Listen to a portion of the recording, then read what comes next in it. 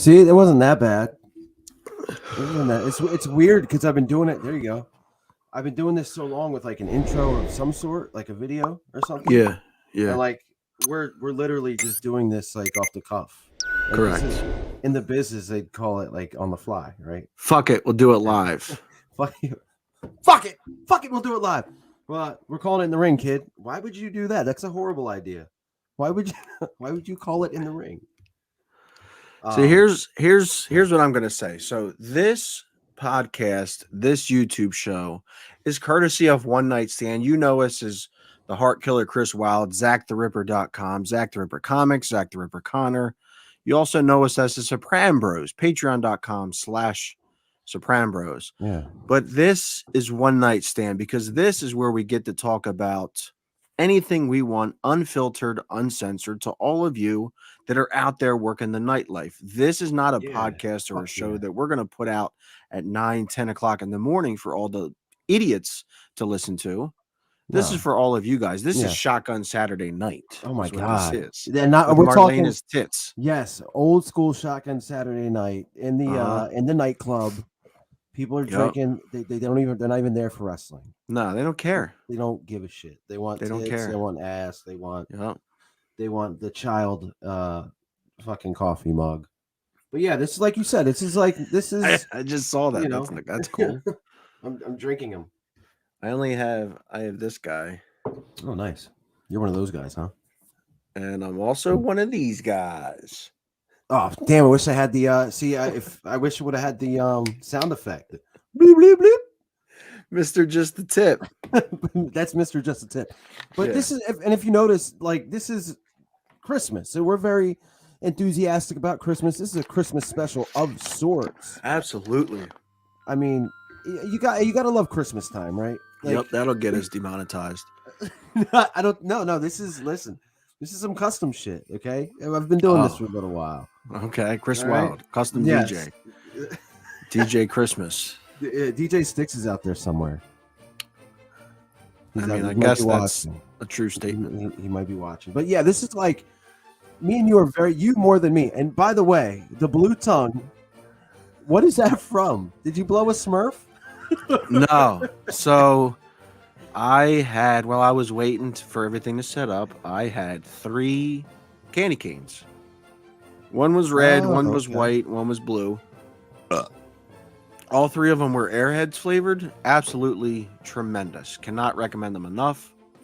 There's 3 different flavors, whatever they are. Cherry, blue raspberry, and mystery, I think is the white one, which we all know is lemonade. I mean, come on. Right. You know? So just to make it clear, you didn't blow Papa Smurf before coming on live. We should go into grammar class and dissect that sentence because there's a lot of things you said about me coming on live and blowing Papa Smurf. Oh man, I didn't even notice that one. Yeah. But you know who didn't blow Papa Smurf? Andrew Steele. Yeah. Well, that's yet to be determined. But one of our new shout watchers, out, buddy. Somebody watching, Melissa Hall on Facebook. She's just joined us. Melissa Hall, how you doing? This is a podcast by the people for the people. So we will shout. We are people. We are people. We will shout you out. But I brought up Christmas because you see the attire, the awesome ugly Christmas sweater, right? I think it's pretty nice. You know, we got the hats. Mine's gold, yours is red. And I noticed this coming on. Melissa says she's great. We're doing awesome as well. Mine says "Eat Me" on it. Mine has the Teenage Mutant Ninja Turtles. Which we'll get to in a minute. Which one's better? 1 for Chris, 2 for Zach. And then of course the hats. And I noticed this, and I don't know. My number 2. I don't know because Peter number 3. You're the shit. I noticed that yours is bigger than mine, and you probably don't get to say that much. I do not. I'm Irish and English. Oh shit. What's wrong? But no, I just almost disconnected my headset because I'm wearing a wired one. See you, Melissa Hall, today. But if you notice in the splash, the little guy is kind of hanging in the middle. Spiderman. And my brother Jeff is watching. What's up, Jeff? What's going on, Jeff? Merry Christmas. Merry Christmas. But Spider-Man is the The big news. Yes, shall the we say. soup du jour. Oh my goodness, he's The bringing soup back. of the day. What does that have to do with anything? He's bringing back the movies. He's bringing people to the movies. He's bringing webbing back, like Sexy Justin webbing. Timberlake said. Yeah. He's Remember when I came bringing out? swinging back. Yeah. These motherfuckers don't know how to act. If somebody, I'll keep going. Yes. That's all I got. That's all I have. He is bringing people to the movies, Chris. Yeah, do you have any information on that? No, it's on the fly. I have no statistical. I know it broke records. Absolutely. But the thing is, with COVID-19, people stopped going because HBO Max was showing the movies, right from your own house. And the thing is, some people's houses, and if I went to the movie We're theater, in your house. Go ahead. We're in your house tonight. We're in your house. That's all I have. Shout out to Todd Petting Zoo. But if you go to the movie theater I went to the one in Dover, Delaware. Like my setup in my house is nicer than that. So you know what I mean? That used to be a car mic. Is that what it was? Yeah. Used to be. And the thing about that place is they don't have any new seating. The carpet still smells like urine. Like, I actually, the last thing you want if you're going anywhere is for the carpet to smell like urine. Oh, I was going to say the seats not being, updated. And the reason why I bring up the seats is, and this is, I think I told you this What's before. a seats is? I don't know. What's let me get this out. That's what she said. Years ago, I'm talking like decades, probably. Not that I'm old or anything. No, tell me. Take me to Storytown, Chris Wild. Christmas Wild. Wild. The movie theater was on my bucket list of places to, wrestle. Yeah, to places to wrestle, and I is what you're saying. You want to fuck? Oh, man, jeez. Earmuffs, kids. Earmuffs. No, they shouldn't be. Kids shouldn't be watching this right now. This is the nightlife, the night shift. If your kids are watching this right now, you're bad parents. Yeah. You're like kids. If you're watching this, you are the bad parents. No, kids. If you're watching this, you're probably going to turn out to be pretty fucking cool. Yeah, your parents suck though. High five. They're almost like the McAllister parents. Yeah, we'll get to them later too. We will definitely get into Absolutely. But yeah, in those seats, it was awesome. I'm not going to call out the name of the person that helped me with that, but it was Child's Play 3. That was the movie. Horrible movie. I know. Like, what else would you? Fucking boot camp with a bunch of geeks. I was the worst. And there was nobody in there but us. So, but yeah, oddly enough, I've never partaken. I don't think I ever will again. I don't think there'll ever be a chance at that again. Correct. There never ever will be, for sure. For sure.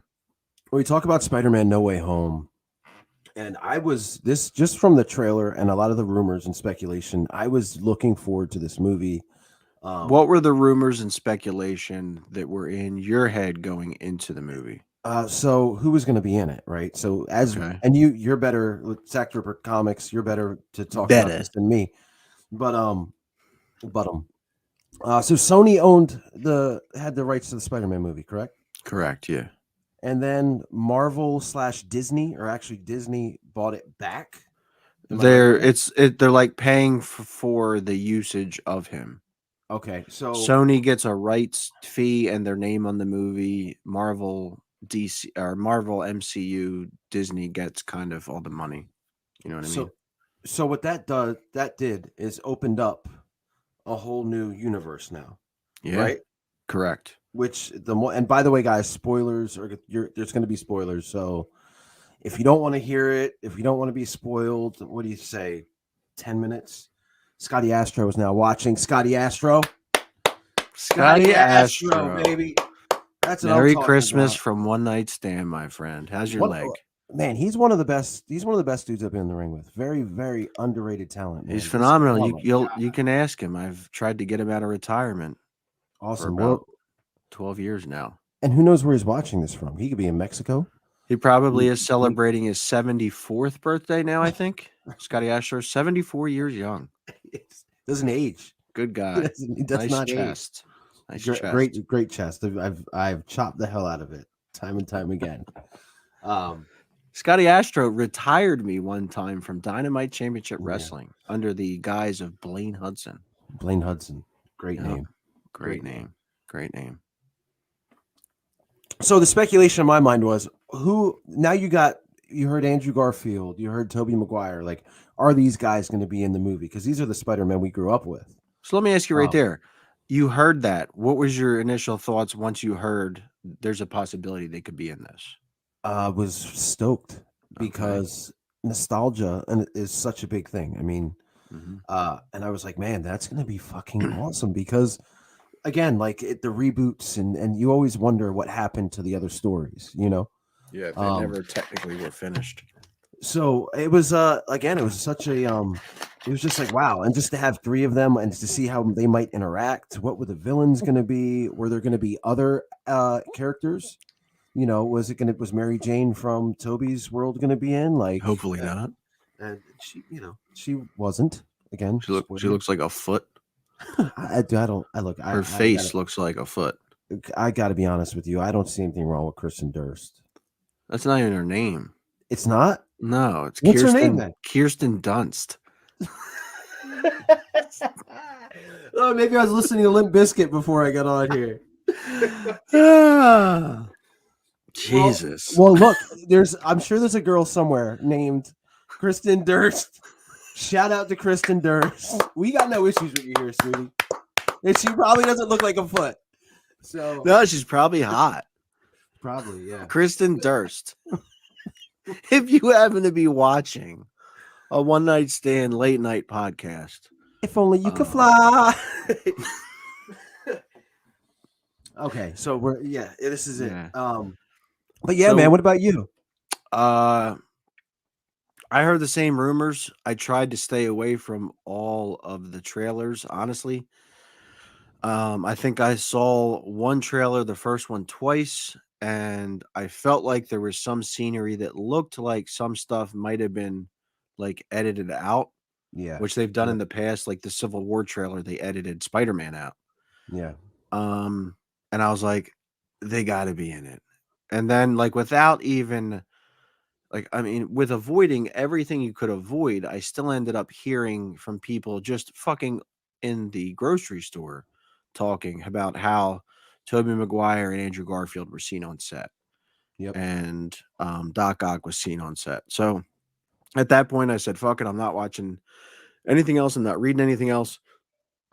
If that's true, I'm sold. If it's not true and it's just another amazing, no pun intended, Spider-Man movie, then I'm sold. And if there's other shit, then I'm still sold. I knew it was going to be fantastic. I was just hoping that the obvious trailer setup of the Sinister Six, I was really hoping that we got something additional to that because they've all been already done in the movies. Yeah. And we'll get into that spoilers, but I just wanted to gauge where you were going into this movie. And I, full disclosure, have actually not watched Shang-Chi yet or the Eternals. Yeah, I haven't seen the Eternals. Shang-Chi was excellent, I thought. And I had no desire to watch that movie. But it was excellent. So I was to me this felt like an Avengers Infinity War Endgame going into it. I was very excited going to the theater, sitting in the theater, as if it was like one of those big badass blockbuster Avengers movies. Yeah, I was, man, I couldn't wait. Like you said, like it just had that like big fight feel, I guess you could say. Mm-hmm. You know, and I actually thought I was doing like a good thing. I don't think I told you the story actually, but I went to take my children to go see it, and I didn't tell them. So I've watched. Shout out to fucking good dads, by the way. Yeah, shout out to good dads and no deadbeat asshole guys out there. But I didn't tell them the night before that we were going to see. I'm like, I'm going to surprise them, and I've watched every Spider-Man with my son. Like he's a big fan. Shout out to Faith and Owen. So I go to pick up my daughter from school. She's 12, and the look of disappointment on her face when she sees me. I'm like, what the? I'm like, she's like, "Where are we going to the doctor?" I'm like, no, it's a surprise. And she was starting to like not cuss me with cuss words, but like, come on, Dad, this is the last day of vacation or before vacation. We're just watching Christmas movies, and I'm like, look, we're going to see Spider-Man. So I'm expecting her to be like, oh wow. Mm-hmm. So she's like, I don't want to see that movie. I haven't seen any of the other ones. Like, yeah, like, and so now I feel like a jerk now. And I'm Yeah. like, I can't bring her back to school. Like, No, you can't do that. So I'm like, okay, I go to pick up my son. Of course, he's going to be happy because we've watched every movie together. Absolutely. But he same look of disappointment when he sees me. Man, we're just watching movies on our laptops. Like, I'm like, we're going to see Spider-Man. He's like, I mean, and I'm like, what the fuck is going on? As a kid, like, I don't get. I was so happy. My mom pulled my brother and I out of school one time. Two times. I'm sorry. One time to go see Jurassic Park, another time to go see the Mighty Morphin Power Rangers. Both times, you could have, I don't even know what to say, the euphemism. I was so happy and so excited. But here's the thing. My parents could take me out of school to get a tooth removed. They didn't, what I'm saying. And I would be happy. You're getting out of school. There's nothing like that feeling of Miss Brown, can you send Chris Camacho to the office? Early dismissal. You get the early dismissal. Go ahead. I think you hit mute. You hit mute on your thing, on your gimmick. I'm like, it's a good thing I hit it. Oh shit! I shouldn't say what I said. But yeah, that was that was a huge deal for me as a kid. So anyway, they all warmed up though once the movie they played and they started liking the movie. So like, even through the previews, they didn't give a shit. No, the preview. I mean, my son kind of like it. Only took actually, my son was hype once he realized. Oh yeah, this is the first day, isn't it? Yep. Oh, cool, because I'm gonna get spoiled. I know I'm gonna get spoiled. So they didn't have a chance to get spoiled. Good. And it was one of those movies too. Like my daughter hadn't seen the other ones, but she didn't have to. Like it kind of told the story, kind of told itself. You know what Absolutely. I mean? Right from the beginning, with his identity being shown to the world.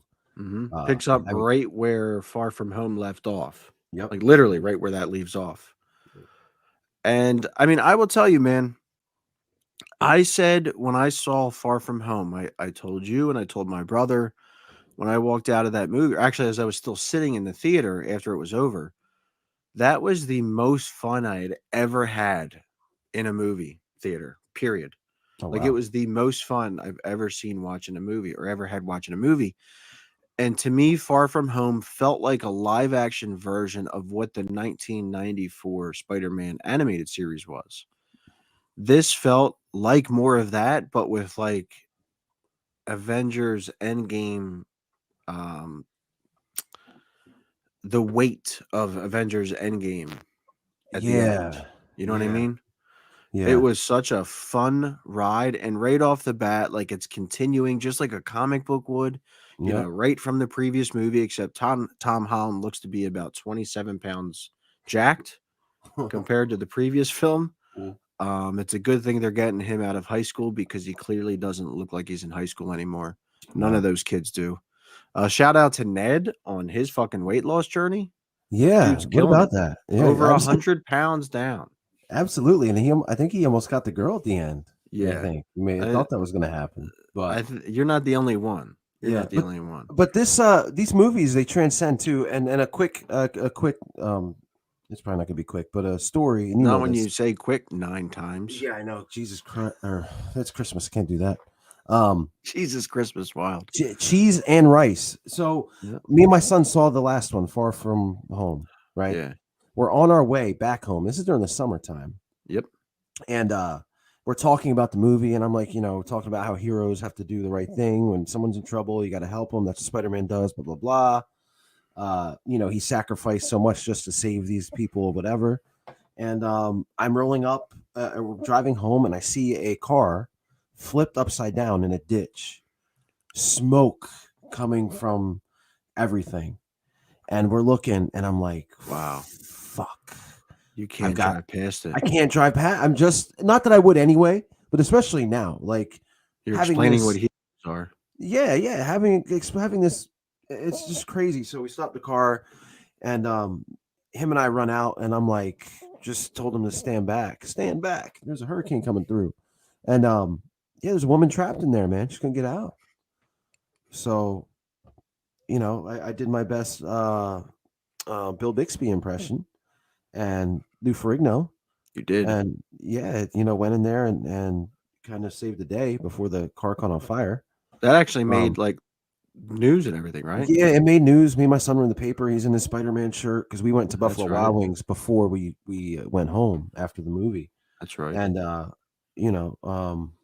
wasn't that that Canadian Delaware police officer? Yeah, he showed up. The Canadian Delaware police officer, Yeah. KO Storm shows up. KO Storm. But yeah, man, it was like, and I'm like, we just saw Spider-Man, so that's what I thought seeing this one. What did you think? And again, there's gonna be spoilers, so and we kind of vaguely talked about this. By the way, we got Loverface XYZ online strips without clothing in the chat, in the YouTube chat. And welcome and this Merry Christmas. Merry Christmas. And this person, who's obviously a robot, has smiley or heart emoji, like this, the wacky one, like, and then wet.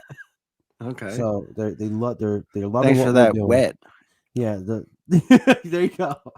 They're loving. Oh, and then there's like four comments, and one is like hot, wet, thumbs up, nice, and then heart, a fast flutter. So thanks for all the bots. That's how they felt about Spider-Man. Yeah, that's how they felt. I was fucking wet and crying and commenting. Well, the Loverface is now blocked. There you go. Poor Loverface XYZ. You make fucking online strips, whatever. What did I feel about what? Come on, get back. So the movie, man, like, what did you love about it? Let's start with that. What was your favorite thing about the movie?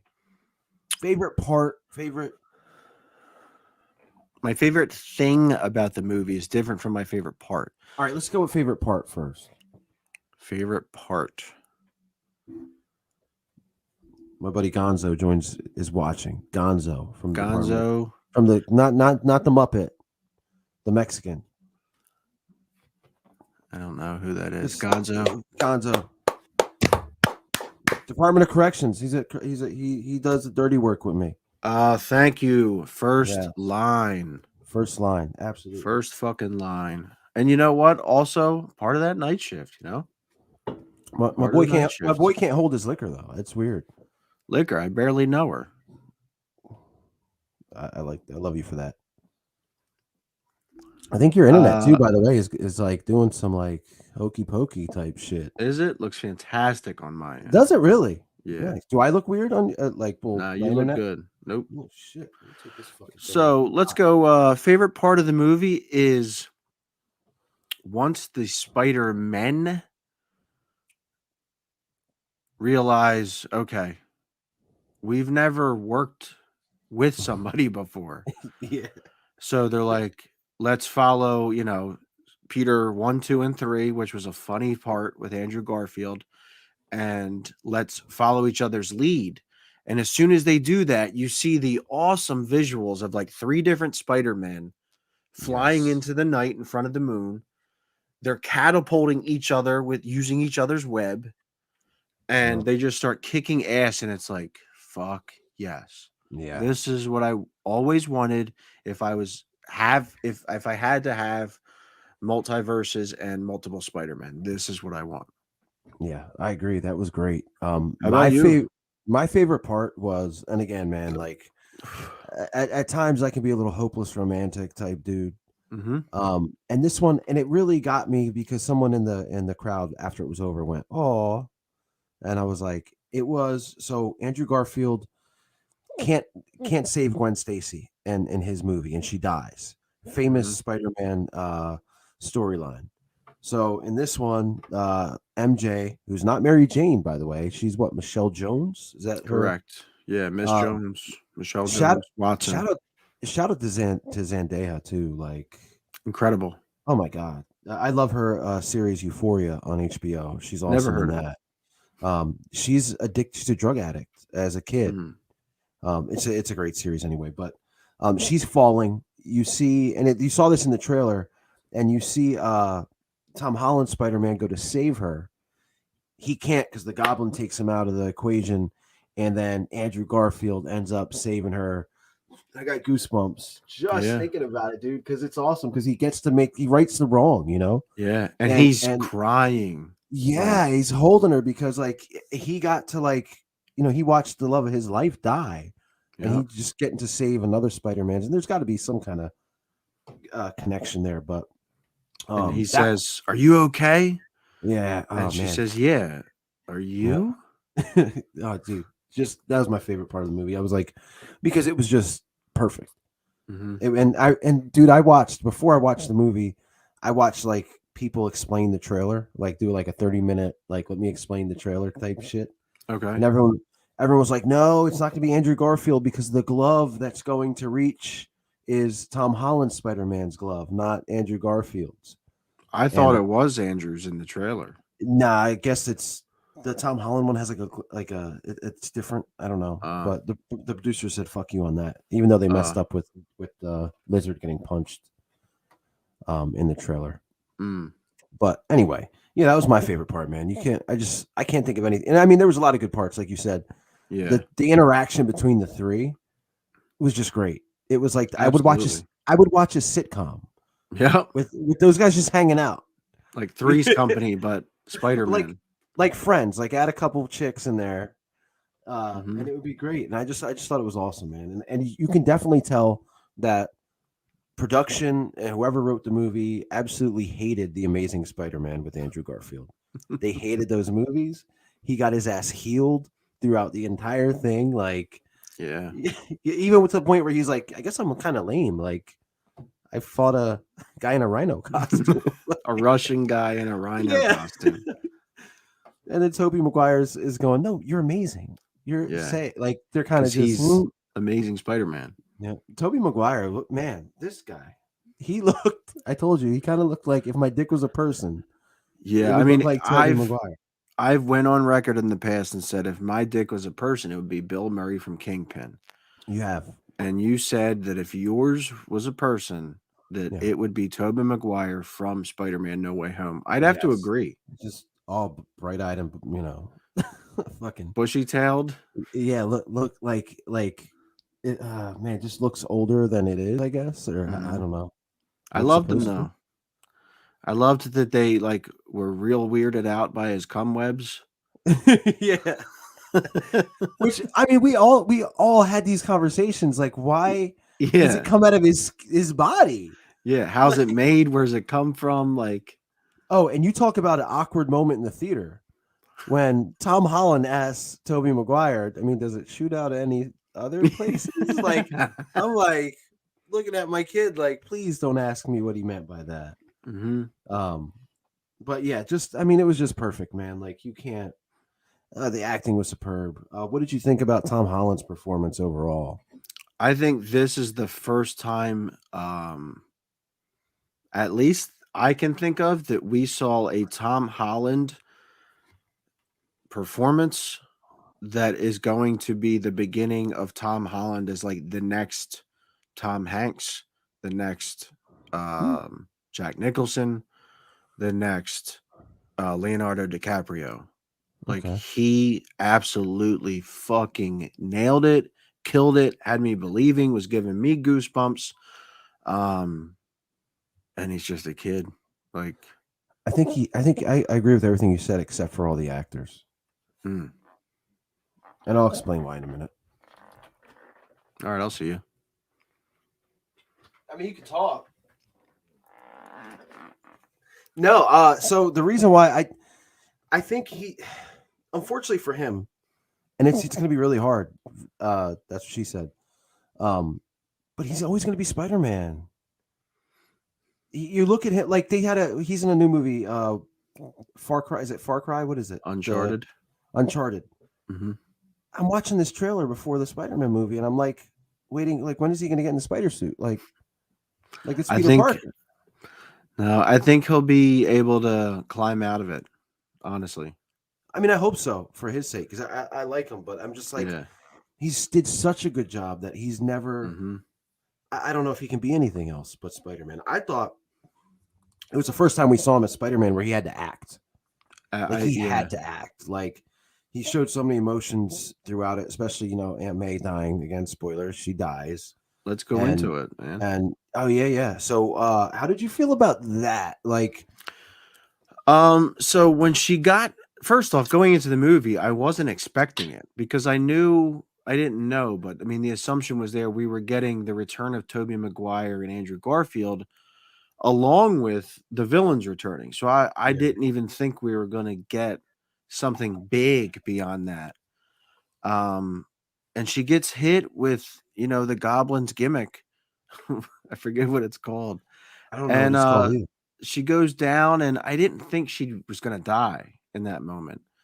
And she gets up, and they have like the funny lines, and then she starts getting serious as she's falling. Then it's like, oh shit, they're gonna do it. Like they're gonna kill her, and they're gonna milk it, and then they're gonna Yeah. wrench and rip our fucking hearts out. Yes. And they did. Oh my And then god. finally, in this series, in the third movie of the trilogy, it's so beautiful because in the first one, like everybody shit on the fact that they didn't say the line correctly, but it's because it wasn't being said until now. Yeah. And Aunt May said her own version of with great power comes great responsibility. Yep. And they, like you said, the way they did that, man, like they ripped your heart because I knew when she got up, like you can kind of tell, like she wasn't right, and I'm like, fuck, man, like she's not gonna survive this, like she's not.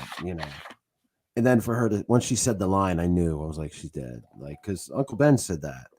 And by the way, where was maybe I missed this in the other movies?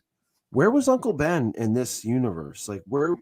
Like, what was his? Was there an Uncle Ben? Uh he's already passed when Because Homecoming starts. Marissa Tomei, shout out to my cousin Vinny. One of you gotta Oh. go watch it, and her too. Her performance, great. Yeah.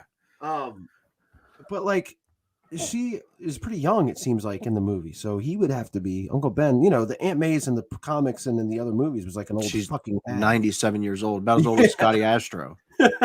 Right. Yeah, she can hold her liquor better than Gonzo. But yeah, so you would maybe the military. I don't know. I figured maybe I missed it, but yeah. Another emotional scene is when like the other two Spider-Man tell Tom Holland like that's what Uncle Ben said, like Mhm. So they're and I don't know if you noticed, Toby Maguire, not Toby, Tom Holland is about to kill the Goblin. Mhm. And did you notice how he held up the shield? Yeah. Or not shield, but I kind of gave away where The I'm going gimmick. with this. The gimmick Oh yeah. was how Captain America, when he fought Iron Man, Mhm. and U.S. Agent and the When he Falcon, and yeah, killed what's his face. yep. And it was like, okay, I love how they kind of tie shit in like that. That was great. Yeah, they instantly had you feeling like, oh my god, he's gonna do it. Yeah, like he's lost it. So, like I said, it was the first time I thought he had to act. He really had to show, like, and then to give up, having anybody know him. That's a huge part of this movie. I Yeah. mean, that's And from watching the trailer, I knew someone was going to die because there was parts of the trailer where he was so upset. Like you were like, it can only be someone's going to. But I was hoping it was Happy fucking Hogan, man. I will take Horace Hogan over he's one of the most annoying characters, man. Happy Hogan. I like him, but I Oh, I do not hate him. like how he's up to around 924 pounds now. Oh my god, he's like a Macy's Day Parade version of himself. Yeah, the entire fucking- parade, not just the floats. Yeah, like I mean, Aunt May didn't even like him. She broke up with him. Yeah, She didn't want to be around him. he was an So, idiot, but it was yeah. funny. But yeah, nobody. So I'm guessing like The Avengers don't know who Spider-Man is. They just know. Not now. Nobody does. Yeah, they just know it's Spider-Man, but they don't know who he is. Correct. Which isn't that weird? Don't they ask themselves like, who is this guy? Like, I don't know. But if you notice, he might not be going back to them. probably not. But you notice at the end, and I thought this was weird too. So MJ doesn't know who he is anymore, and he goes in. He's going to tell her, and then he decides not to, which I don't understand why. Like, I don't get it. But she's still wearing the necklace that he gave her. Mm-hmm. So it was just like, I don't know. I don't know how I feel about. Well, I mean, and she's still friends with Ned. They met through Peter. Yeah, you're right. Originally. So it's like these people have all their current lives, but without the presence in their minds of Peter ever existing. So it might just be like, man, I don't remember how we met, or I don't remember how I got this necklace. Just have it. Like, I don't remember how I got my dick. I just have it. I don't remember how I got mine either. Like Yeah. it just have it. It just happened. But go back and let's talk about what you briefly touched on there. And that's what started this whole multiverse thing to begin with, is that everybody found out because of Mysterio that Peter Parker was Spider-Man. So he went to Doctor Strange and said, is there some kind of spell that you can do to make it so that nobody remembers that happened, or erase everybody's brains or whatever? You know, he was being funny about it, but serious, as he's still a child. So Doctor Strange concocts a spell, and Peter interrupts the spell multiple times, changing it over and over and over to the point where there's multiple tears in the fabric of the universe, and we get the multiverse happening, which brings in the last two Spider-Man universes from Tobey Maguire and Andrew Garfield's. Now, what Chris Wilde was saying regarding at the end of the movie when Peter Parker goes to see MJ and Ned at the coffee shop and they don't remember him is because the agreement was by the end of the movie when they completed the spell that nobody would remember that Peter Parker was Spider-Man. So nobody, not Doctor Strange himself, not MJ. There's literally nobody on the planet that knows that Spider-Man is Peter Parker. Yeah, it was and it's just, I mean, I get it. It's a movie, it's a story, whatever, but like the fact that like him just being like, first off, Doctor Strange, get your shit together, brother, because you're supposed to have control of all this shit. So you mean to tell me that just because when you were at first doing this spell, that because Peter Parker was like, oh, by the way, I don't want so and so to forget, and I don't want so and so to forget, and I don't want so and so to forget. You couldn't like keep your concentration, like, you know what I mean? Like, and you tear the fucking multiverse apart because of it. Come on, dude, get your shit together, Doctor Strange. No wonder they gave the gimmick to the other guy. When you were blipped. It was just the sorcerer's stone. But and so we talked about our favorite parts. What was your least favorite part? Like, what was like the part you're like, could have done without that?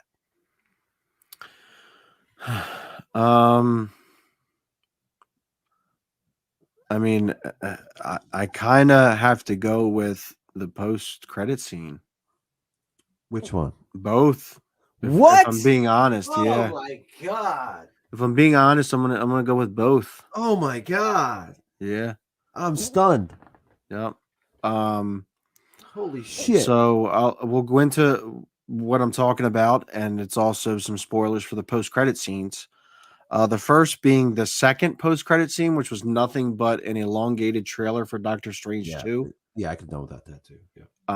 The first trailer, or the first cutscene, end scene, I'm a little cushy. Yeah, getting cushy with it. Na na na na na na na. It's the new one. Na na na na na. Getting cushy with it. Na na na na na na. Go ahead, go for it. Yeah. You meet me on the fan. So there it is. So we see fucking Tom Hardy's Eddie Brock walk up to the dude because at the end of Venom 2, more spoilers alert, he gets blipped, right? Like, and not the blip as far as 5 years blip. He gets taken from his universe and sucked in because of this spell into the Tom Holland Peter Parker universe. So he gets sucked in, and he's at this little cabana, and he sees that Peter Parker's Spider-Man on TV, and Venom, not Eddie Brock, has an obsession with Peter Parker, even though he's never met him. Licks the TV, talks to the cabana guy, and then he starts to get blipped back to his timeline, but drops a piece of the symbiote on the cabana bar in Tom Holland's Peter Parker's universe. All right. Well, let me. I loved that. First off, I didn't like the Doctor Strange trailer. Like, who gives a shit? Like, I waited all the way. Oh, and it was like at least 37 minutes. Like to me, they should switch it to. I loved this end credit scene. There's a couple Why? reasons why. Okay. First off, and on the ANN channel, I do a review of the Venom 2 movie. I hate the whole premise of Sony's Venom. I hate it. Like the comedy, like I don't. Venom is a villain. Like Venom, there should not be a Venom without Spider-Man. Like I fucking hated. I hate it. Yeah. Now, if you don't know anything about the comics, you know anything about Venom or Spider-Man, and I've talked to people that don't, that have enjoyed that version, enjoy the movie. Okay, fine. Fuck them. I mean, Eddie Brock, right? Eddie Brock is an emo dude. Like he is so like I just, and Tom Hardy is a good actor. Like, but this version, no. Trash. So at the end of Venom, Trash. when at the end of Venom 2, the post-credit scene, when if the symbiote says to Tom Hardy, like symbiote. Symbiote. So he says to Tom Hardy, like, all of the versions of me are inner multi-universal, like my knowledge, which means he knows things in all the multiverses, which means he knows Peter Parker is Spider-Man. So it made sense why he was shipped over, because anybody that knew Peter Parker was Spider-Man got shipped over to Tom Holland's universe. Let me ask you this. Is Tom Hardy's symbiote the same symbiote from Spider-Man 3 in the Tobey Maguire universe? I don't think so. Well, yeah, I guess a version of it. Yeah. Because the symbiotes all have identities and names, right? And that symbiote knew that Peter Parker was Spider-Man. Correct. So yeah, that's how he knew. Pretty cool, right? So I them leaving Tom Hardy's Eddie Brock. I hate it. So, but to me, and this is why I like this end credit scene, because I think he's done. Yes, I completely agree with you, and that's exciting. I just hate the scene. He says before he gets taken, before he goes back, he goes, "Wait a minute, I just got here. I just got here." So to me, that's saying, okay, we're done, and then they leave the little bit, which means they got a chance to do the shit right now. Correct. Because I mean, it came from him, but I mean, the bottom line is that it still came from another universe, and that's the beginning of the storyline, the correct storyline. So, I do think we're gonna get that, because I think I'll just go into this. My number one gripe with the movie was that there was no other villains other than the ones we've already seen. Mm-hmm. They finally were able to do the Sinister Six storyline for the most part that they wanted to do in the first two sets of movies. And I feel like, hey, cool. I'm glad we finally got it, but you could have given me one more villain or something. I don't know. There could have been something else. And I thought we were going to get it too. What'd you think it was? I thought it was going to be Kingpin. And you know what? He is taking over the comic books in the Devil's Reign series right now. Yeah. He's the mayor of New York City now. So I can absolutely could have seen that happening. And with the addition that we haven't even talked about of Matt Murdock. Yeah. Fuck yes. Yes. Yes. My kids are trying to sleep. Oh man, look, I was so excited about this because, like, yeah, there it is. You look.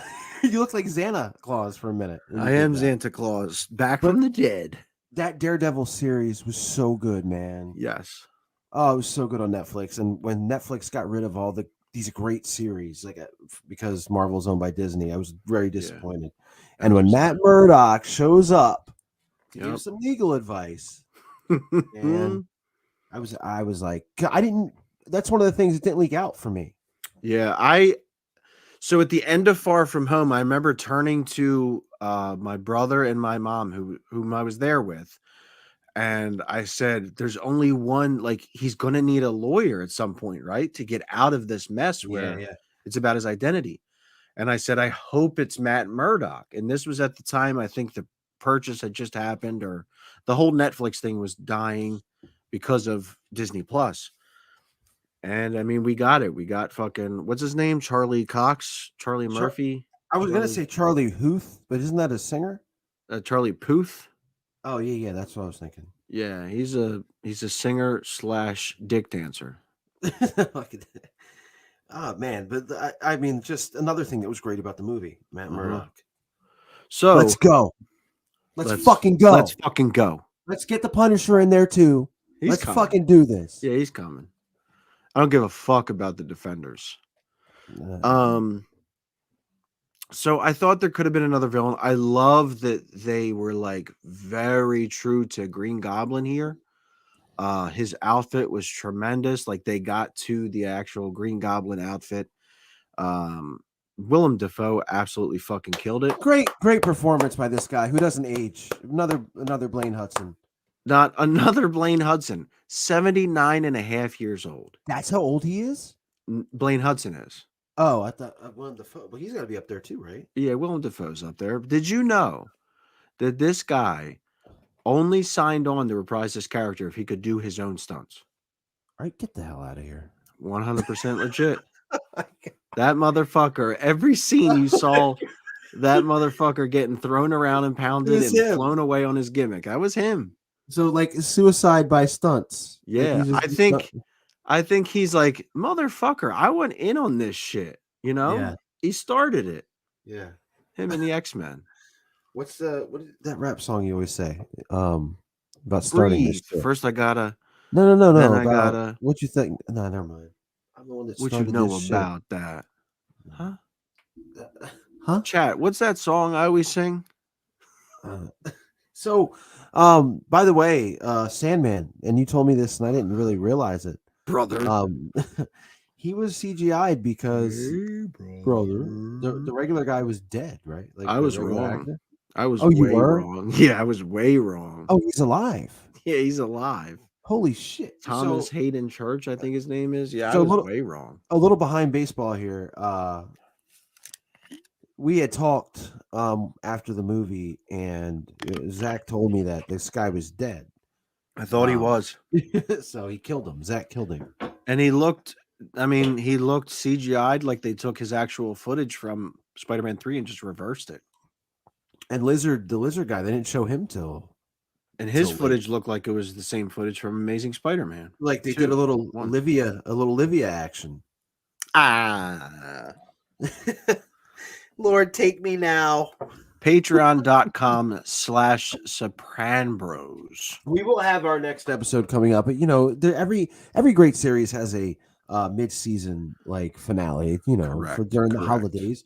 It's kind of what the Sopran'Bros, what we're doing there. Yeah, just fucking deal with it. Just enough with the emails and the messages. Yeah, you guys are a bunch of nerds. Yeah, like it's just I love you, but you're nerds. We do. We love each and every one of you. So but I hate you. You know. So to let me think here. So to tie a bow on this thing for Spider-Man No Way Home, like obviously I told you it's one of my favorite, probably my favorite Marvel movie ever. You didn't exactly feel that way. No, I thoroughly loved it. Yeah. I still like Far From Home better. What? Yeah. Really? Yeah, this movie impacted me more when it comes to emotion, but Far From Home just made me feel like a little kid again. And I'd rather feel like a little kid watching a Marvel movie than just be impacted with emotion. See, and I was about to say before you said that this movie made me feel like a little kid because of Toby Maguire made awesome. it like, But we ask, was it a good movie? I say no, it wasn't a good movie. It was a fucking great movie. It was excellent. It was again something you don't have to watch other movies to enjoy. Like it had everything. It had love, it had comedy, it had drama, suspense. I mean, it was all there. They absolutely knocked this one out of the park, killed it. The only thing I just, and I don't think I talked about the part that I hated the most. But it was for me was Happy Give it Gilmore to number us. 2. So look, we got can you see the chat on your end? No. So in the chat, we got Quacky's dermatologist says oh wait, I can now you see it. Boom, you see that shit. There it is. Have you guys seen Hawkeye? I have not seen Hawkeye yet. I saw the first episode of Hawkeye. I was a little bit disappointed. I thought maybe it was going to be his daughter that was the new Hawkeye. No, because Kate Bishop. Because in the Marvel movie, you see him training his daughter in Endgame. But I'm not saying it's not good. I just haven't had a chance to catch up on it. I've been in this rabbit hole of The Last Kingdom on Netflix, which I just finished. Amazing Viking movie, which is part of the reason why I got these killer fucking braids here. That's my new wrestling name. Killer Braids. Killer Braids taking over. But no, we also have another person is back in the chat. I don't know how they did this. Because they were blocked. But love. Oh, because now they're Love Face. No, Love Face XYZ. Yeah. We got the thumbs up. We got the heart flutter. We got the wet, and then another thumbs up. But she doesn't end there. It's also. Oh, yeah. Wow. I mean, she strips without clothing, ladies and gentlemen. And then we have. I mean, what you can't get. Look, what is this? A heart letter? Like, what is this? Look. Thumbs up, and then to end it, I think it's a love letter. Uh-oh, she's getting thirsty. Who are you? You're someone we know. It's gotta be. So no, it's not. It's gotta be Kane. Maybe I put a user in timeout. So so Far From Home. If we had our little not Far From Home. No Way Home. No Way Out in Texas. Mm-hmm. The thing is, like, what would you give it? 5-star rating. No Way Home? Yeah. 5 out of 5. Easy. Easy, perfect. Yeah. I just enjoyed Far From Home better. More. So what I want to do right now, because we're putting a bow on this Spider-Man shit right now. Yeah, we are. Because people probably don't want to hear these spoilers, right? So look, all spoilers are over. You're at the point of the video where we're not going to talk about No Way Home anymore. We're not talking about No Way Home anymore. We're just not doing it. It's not right. We shouldn't have. I don't even want to. Was it a good movie? Go back and listen and find out. Quit asking. Or just watch the movie yourself. Stop being so cheap. Go watch the movie. Stop being so cheap and watching us. Fucking wait. What are you doing watching us right now? Go watch the movie. Go. Daddy, why are you yelling? Because I went to patreon.com/Sopran'Bros. Yes. And I can't believe it took me this long to go there. So one of the we're talking Christmas, man. And like one of the things I've said this, how are you at wrapping presents? I mean, you've heard my rap skills a lot on Sopran'Bros. Well, I know you can rap like diggity dog style. Yeah. But I mean, like wrapping gifts, like I've always had this issue, man. Like I can't wrap a gift to save my life. You've gotten some gifts wrapped from me before. I think my skills are decent if I actually take the time and put the effort in. I think I can do it pretty well. The problem is I don't like doing it. I say I do. I'm like, oh, I can't wait to wrap gifts. First one, as soon as I sit it down, it's probably not going to be a perfect square. It's probably going to be some fucked up, stupid ass action figure with the bubble on the front that's going to be real hard to wrap. Little indent for the peg. Like, a bunch of asshole shit, right? And I'm going to be done. I'm going to give up. Yep. And then I'm going to burn all the gifts and nobody's getting anything. So for me, like I've made attempts at this, like, and I'm not kidding. I've YouTubed how to wrap gifts. Hmm. I've watched people in my life do it.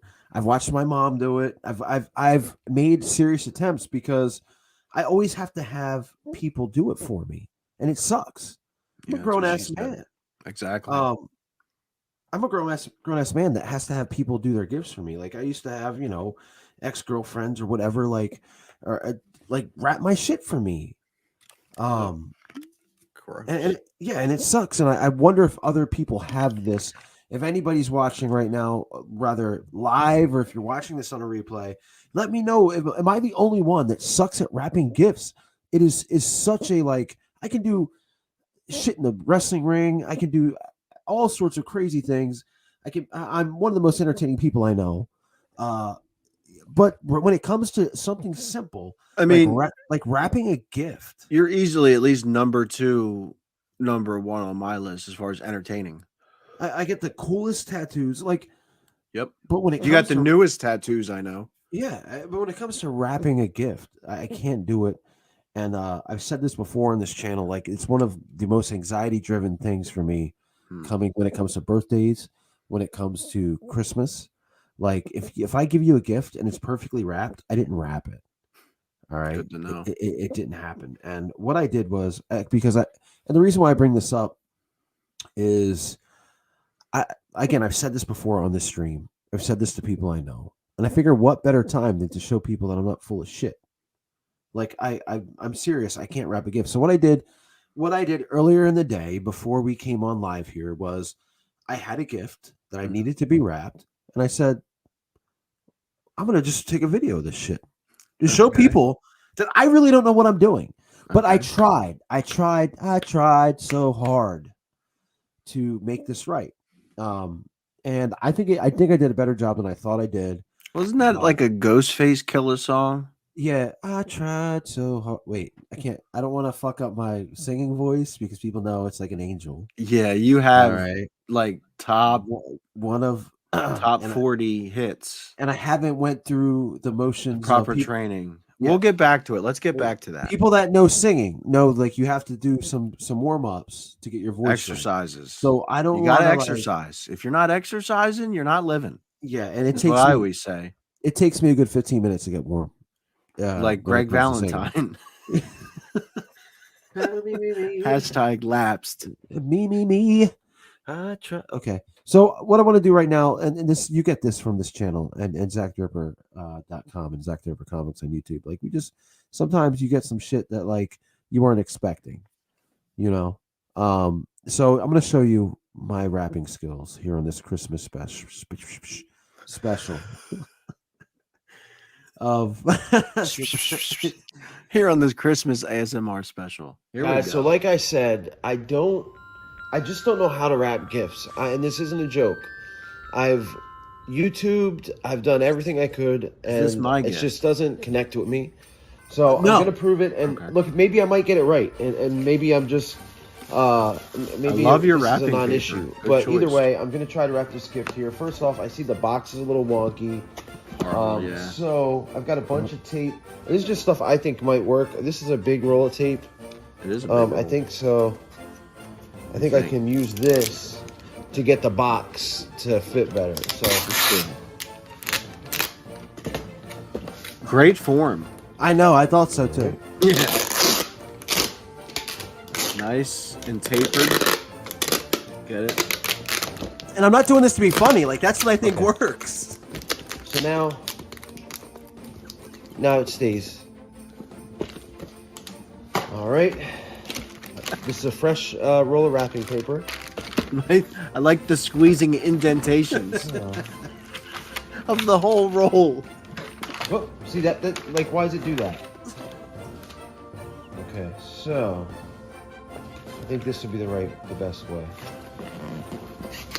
Or maybe this would be the right way.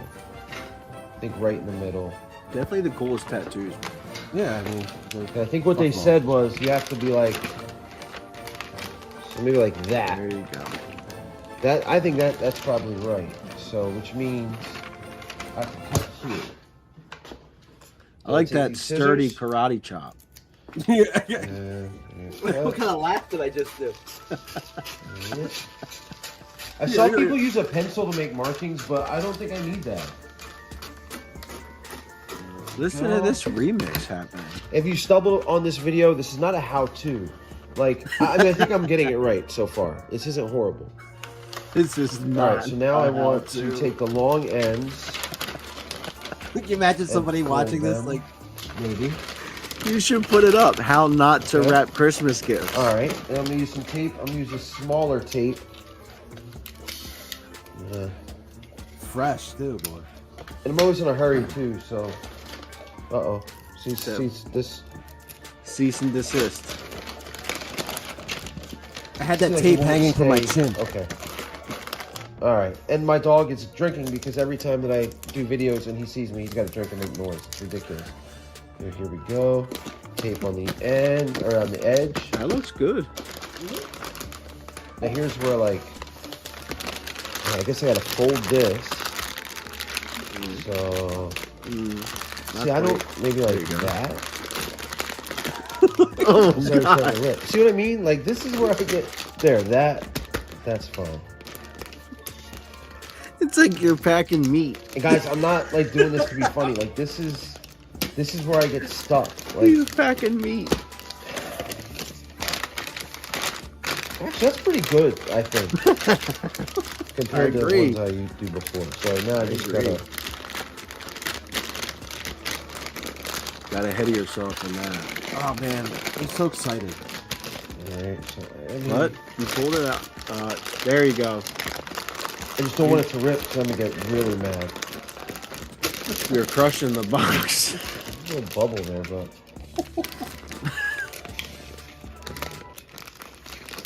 There you go. All right. Oh, there. I mean, there you have it. Like, Looks good.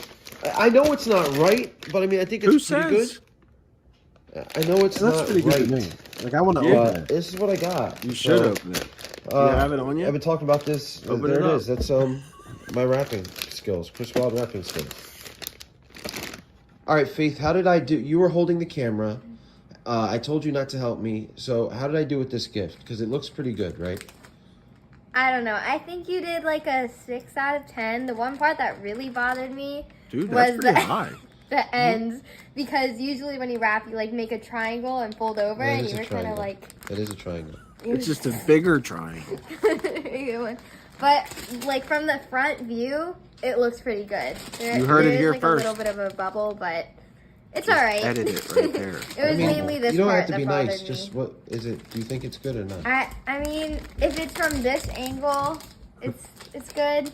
This angle is like poop. Big angle fan, your daughter. But the sides are pretty good. It's just this right here. Just I don't think it looks that good. But you did pretty good. All right. Well, I didn't. It's not your gift anyway. So give it back.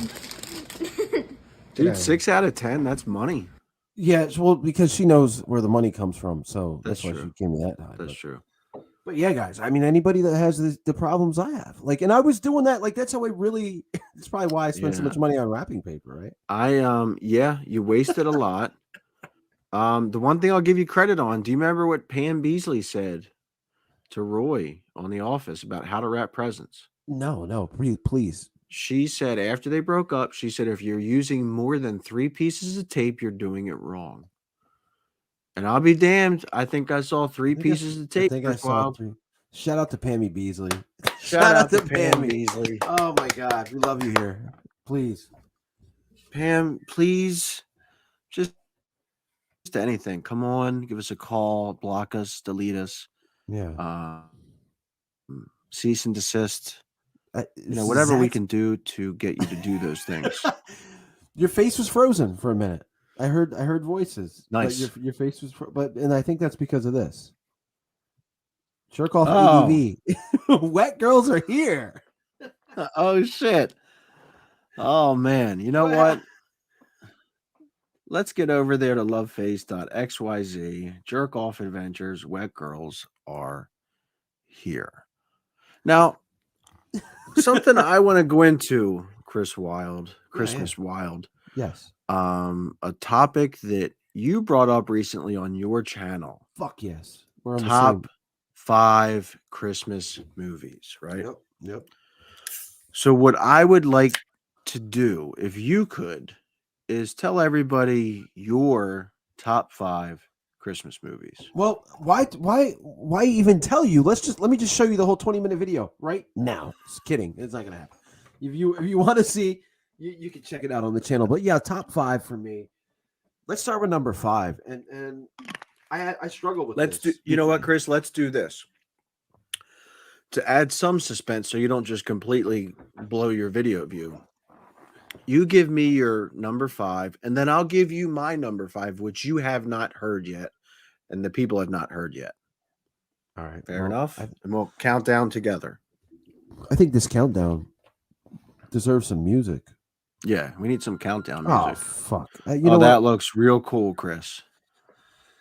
Real cool. But that's not what I was going for. So we'll start with number 5, and I struggled with number 5 because it was between 2 movies.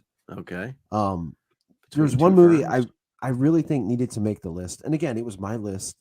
I've had some messages, some threats were made to me. If you don't like my list, it's my list. Like, fuck off. Why don't you guys leave him alone? Like, yeah, like he's my friend. He's my friend. Okay. Leave him alone.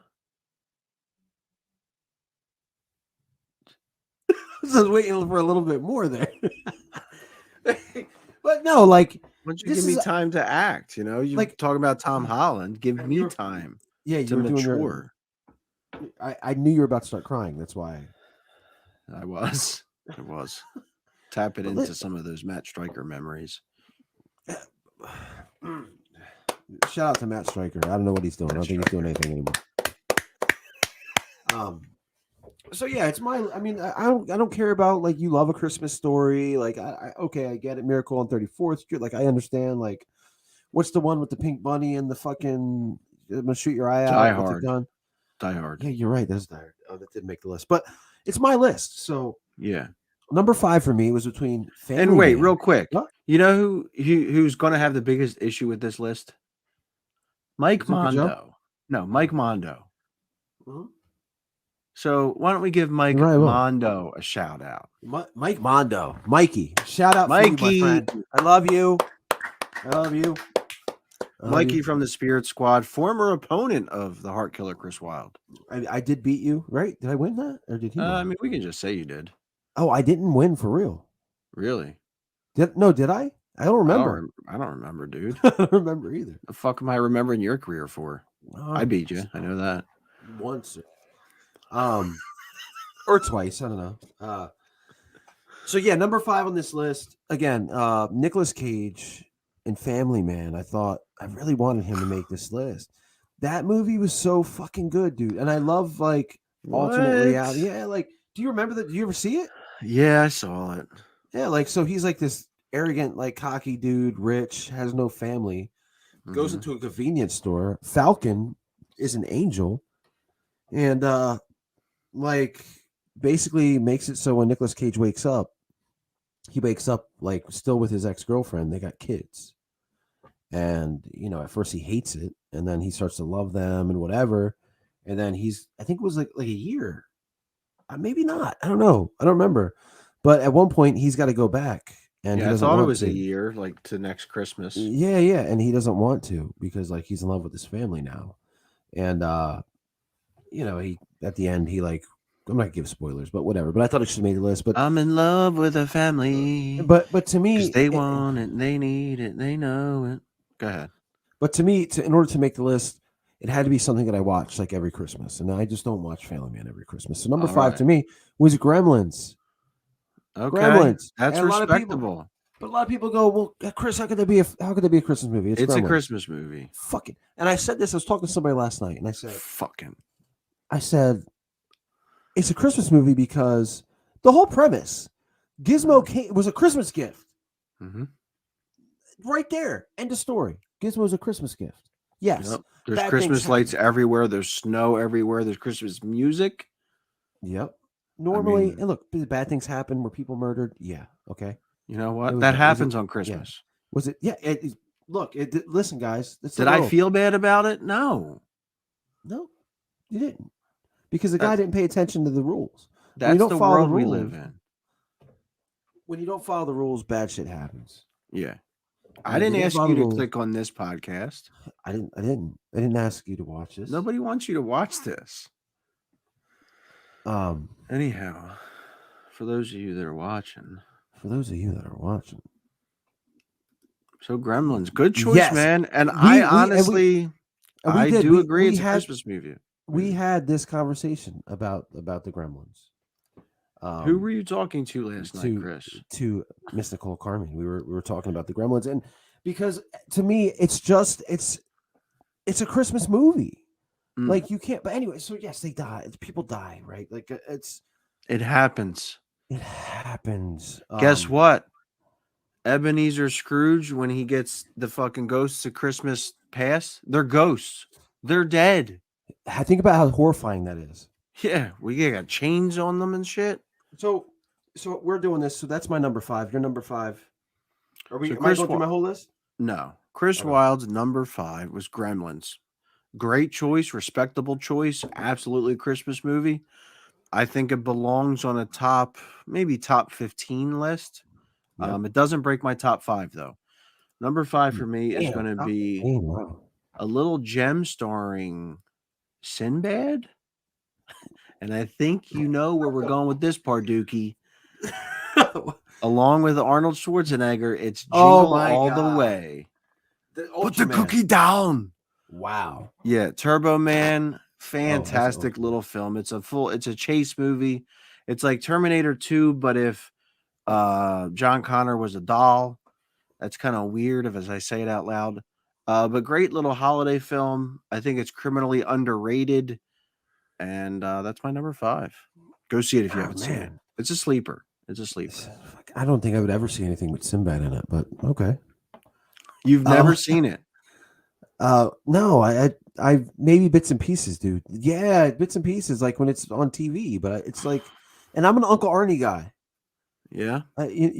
Fun fact: Arnold Schwarzenegger. He lives in L.A. Obviously. Yep. He has dude. Big fan of the show too. He loves this show. Our show. Loves it. He's got guys always at his house working out in fucking thongs and shit. Mm-hmm. Yeah. Fun fact about Arnold. I've never been there in my thong, but where have anyway. you been in your thong? Oh, man, actually Uncle Arnie's house is probably the only place I haven't been in my thong.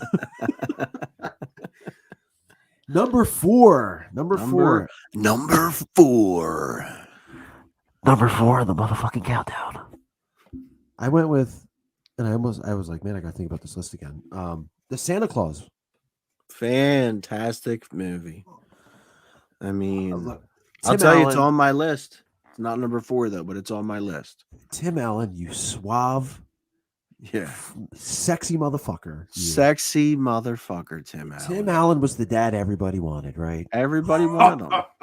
Motherfucker was Santa before he even knew it. I don't think Improvement. women wanted him, to be honest with you. I mean, no, I didn't say women wanted him. I said he was the dad everybody wanted. Like he could fix shit. He was, Gotcha. Yeah, but he really couldn't fix shit. Hey, Pamela Anderson was his side piece, right? Because he was dealing with those women on that show. They didn't show it, but anyway, the whole story around this movie is this motherfucker kills Santa, dude. Yeah, and I was watching another horror film. Look, I'm watching my gimmick back, Mm-hmm. my John. You're back Sloan again. struggling. My Sloan struggling back, and I'm like, I said he killed Santa. That's horrible. I didn't put any context into it. So he chokes Santa, fucking blows. No, Santa falls down his chimney, right?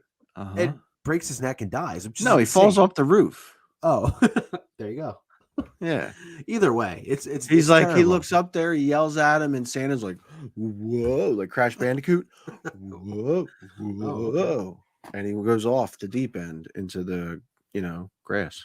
So now Tim Allen, my worst nightmare, wakes up, he's fat, he's getting fatter, he's fucking growing facial hair and gray hair, and he turns into Santa. And then this little elf comes in, it's terrifying when you think about it. What's his name? Benjamin? Beelzebub? Yeah. But he makes it Carney. work. And the whole thing, I thought the visuals of the North Pole were like nice. Like, I like Oh, that. tremendous. Can't say the Yeah. same thing about the third one, but I know what. tremendous. Yeah, I'm just talking about the first. But that's what. I don't need to talk about this anymore. Number 4, you go. Number Yeah. 4. Number 4 for me, and you know what? I'm not going to need to really talk about it because television does enough of it for the both of us. They run it 24 hours a day, every Christmas Eve into Christmas Day. Ladies and gentlemen, my number 4 is Christmas Story. Came out in 1983, did not have success until 1996 when it started running on TNT and then later TBS, and has since become a cult classic, has since become a merchandise megalathon, and is just an absolute powerhouse. Not much else to say about this film other than if you haven't seen it somehow, you'll probably end up seeing it at some point. Black and White Jones, right? No, Oh no, that's the Miracle on 34th Street. correct. Christmas Story is You'll Shoot Your Eye Out. Yeah, it's a little kid. He's annoying. Shout out to Kevin Brittingham. Shout out to Kevin Brittingham. He would. Remember, he came to the show. He came to a wrestling show dressed in the pink bunny outfit. I don't remember that. You don't remember that? I Oh my don't. god, it was insane because he always told me like he does this every Christmas. And then the one year at DCW, he was like, I brought the suit, and I swear he was like Superman. Like at one moment, I'm looking at him as regular guy, and the next moment, he's in this pink bunny suit. It was like that quick. I was like, holy shit. No, I don't remember this at all. But shout out Kevin Brittingham. Rest in peace. Miss you, buddy. Miss you, buddy. I'm not going to answer that comment in the comment section. Oh, okay. We'll ignore it. I thought you were laughing at me giving Kevin Brittingham a shout out. No. I Oh was wow, like, it looked really bad. damn. No, shout out to Kevin Brittingham. Man. Yeah, my guy. Number 3. Number 3. Number 3 on the motherfucking countdown. World premiere. There you go. Number 3. I'm going the movie that everybody debates. Everybody debates this movie. If it's a Christmas movie or not, which is stupid, and I'll tell you why. Yeah, I'm going with Die Hard. Die Hard, ladies and gentlemen. Motherfucking Die Hard, dude. If you're dying, you want to go hard. You want to go with a hard dick. And I'd tell you where you can get a hard dick, but we don't have any sponsors this week. I'm not touching that. That's what she said. Definitely some smiles around the nation. Die Hard. Everyone knows, is it a Christmas movie? Is it not a Christmas movie? There's two types of people. The people that think it's a Christmas movie, and then there's the people that are wrong. Mm-hmm. It's absolutely a Christmas movie. The guy that wrote the film 100%. said it's a Christmas movie. It's Christmas time. The terrorists invade a Christmas party. Mm-hmm. John McClane wants to get back to his wife for the holidays. It is an absolute Christmas movie. There's It's a Christmas badass music. movie. There's not snow, No, but not. It was snow. Was what in 2, right? Die Hard 2? yeah, It's a Christmas movie all day long. Just Yeah. absolute masterpiece of a film. Like if you don't think it's a Christmas movie, get the fuck like don't even. I don't want stop you watching watching this anymore. Stop Like, watching. click this shit off Turn it off right now. Turn it off. And think about your life. And Turn that shit off. Sorry. Yeah, like reevaluate your life. Look at the because everything that's Just wrong in your get life one. is Just get a life. Get a life. Just get one. Just go get one. Go fabricate one. Buy a 3D printer. Type in life. Let it do its thing. Take it out. Eat it. Eat it. Go ahead. Chris? Go ahead and tell me what's 3 for you. Number 3 for me. I will know. I will be beep beep beep. We're live, pal. beep. We're live, pal. Number 3 for me, I will not go in depth on for reasons you'll understand, and that is Tim Allen's The Santa Claus. Yes, and we just talked about this. We just talked about it. I saw this in the theaters when it came out. What? Absolutely loved it. Oh, yeah. Holy shit! You saw a Christmas movie in the theaters? Yes, absolutely. Every Christmas movie I see in the theaters. Wow. It was incredible. I went with my father, who took my brother and I. My dad was basically Tim Allen on Home Improvement, except he didn't like fuck up and break shit. And my dad was a manly man, and he was into home improvement and all that shit. And he took us to see this movie, and I thought it was the coolest thing in the fucking world. Absolutely love it. Fantastic film. Still watch it every year. Number 3. It's cool as shit, that movie. By the way, have you seen A Christmas Horror Story before? I have not. Neither have I. And I got another question for you. Okay, shoot. $5.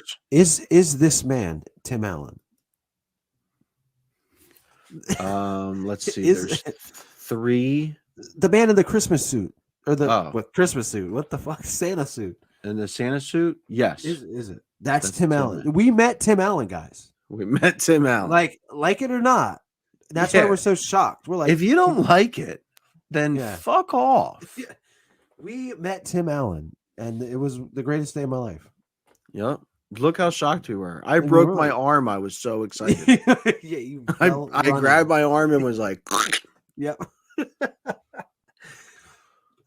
So, little behind baseball. Is that what we say?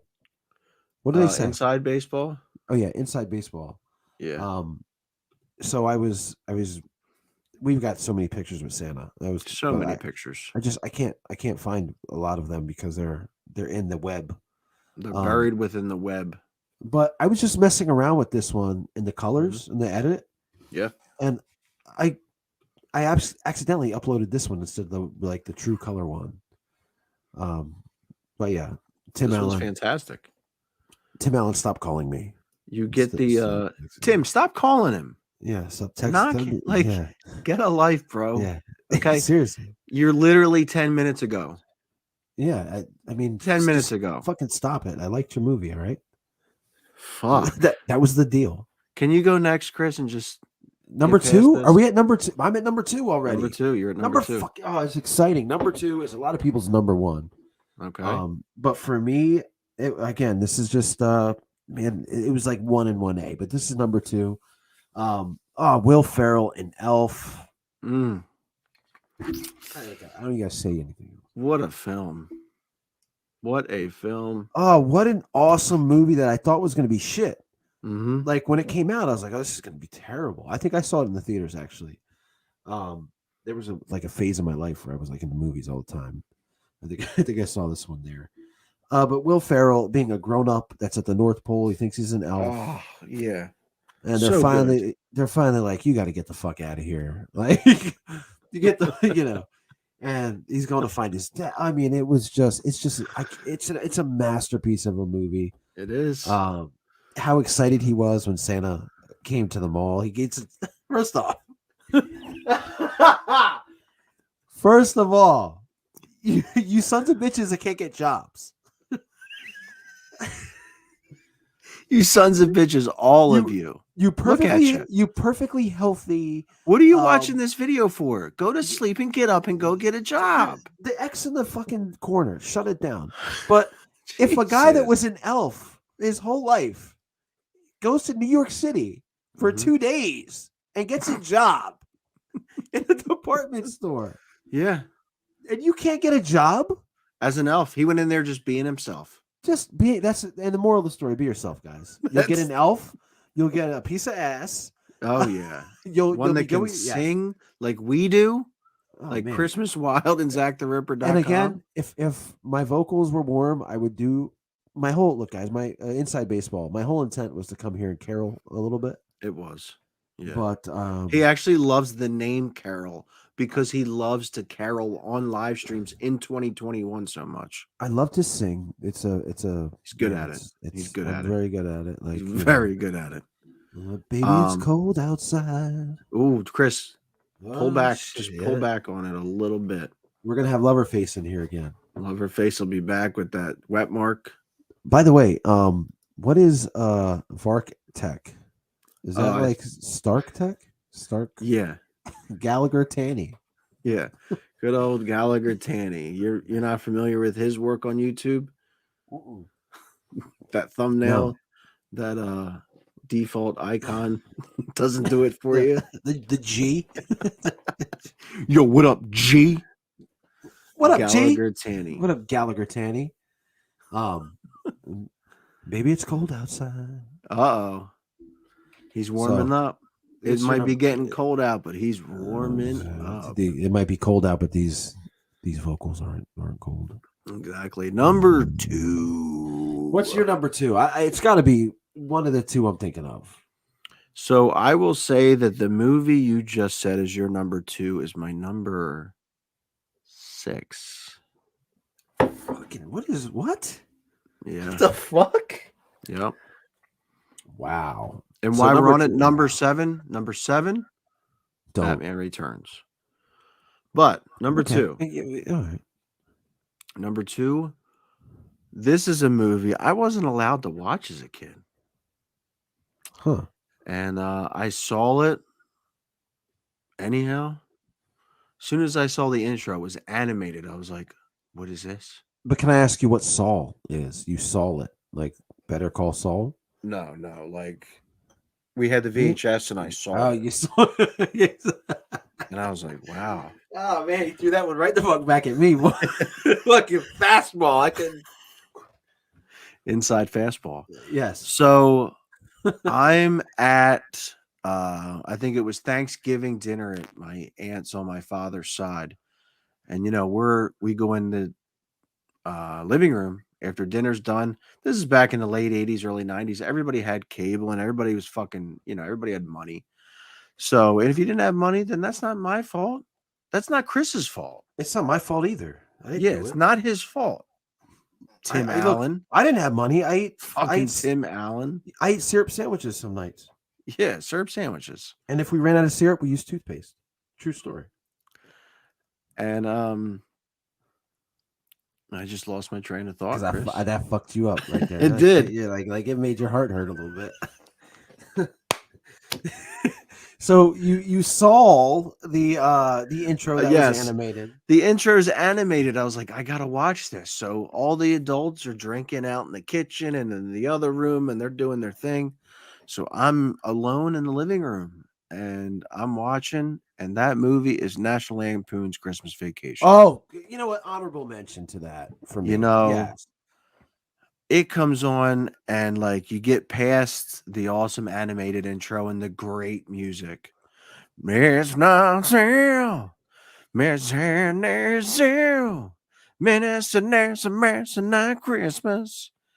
You get past that, right? And you get right into this motherfucker. He's racing these guys on the highway.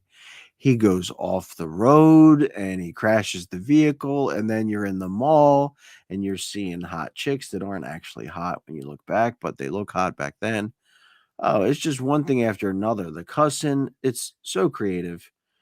And Chris Wilde's just doing a lot of stuff. No, I like it. Go ahead. And this movie, extremely creative. Tons of stuff I notice every year when I go to rewatch it. Like just 2 years ago, I noticed for the first time that at the end of the movie, when the police come in and they yell freeze, Beverly D'Angelo, Clark's wife, has her hand directly on his junk. And when his boss comes, she takes her hand off his junk, shakes his boss's hand, and then puts it back on his junk. All-star. And it's the funniest shit. Like, go Beverly D'Angelo, Did you know in Teen Wolf, that during they took it out obviously now, but if you have an original VHS copy of Teen Wolf, in the end when they're all celebrating, there's a guy in the bleachers with his dick out. I have heard that, but I've never seen it. Not that I want to. Yeah, I saw it. I didn't want to. Did you know that in National Lampoon's Vacation, Beverly D'Angelo shows her breast? Really? Yep. Okay. Now we're going to get canceled off the internet. Yeah, it's. By the way, we right talked now, about dick first. Right now, 3 platforms. Here we go. 3 fucking platforms right now. 3 fucking platforms. That's how we do it. And you know what? You guys are watching. You guys are commenting. You guys are obviously enjoying, hopefully, the content that we're bringing you after midnight, after hours, the night shift, the late shift, whatever you guys want to call yourselves or each other or us. It's One Night Stand. It's Chris Wilde. It's Zach Connor. And we're bringing it to you unsolicited, uncooked, uncensored. We don't give a shit. We don't care. Okay. People We don't even working want to do relationships. this. I know for a wanna do fact this.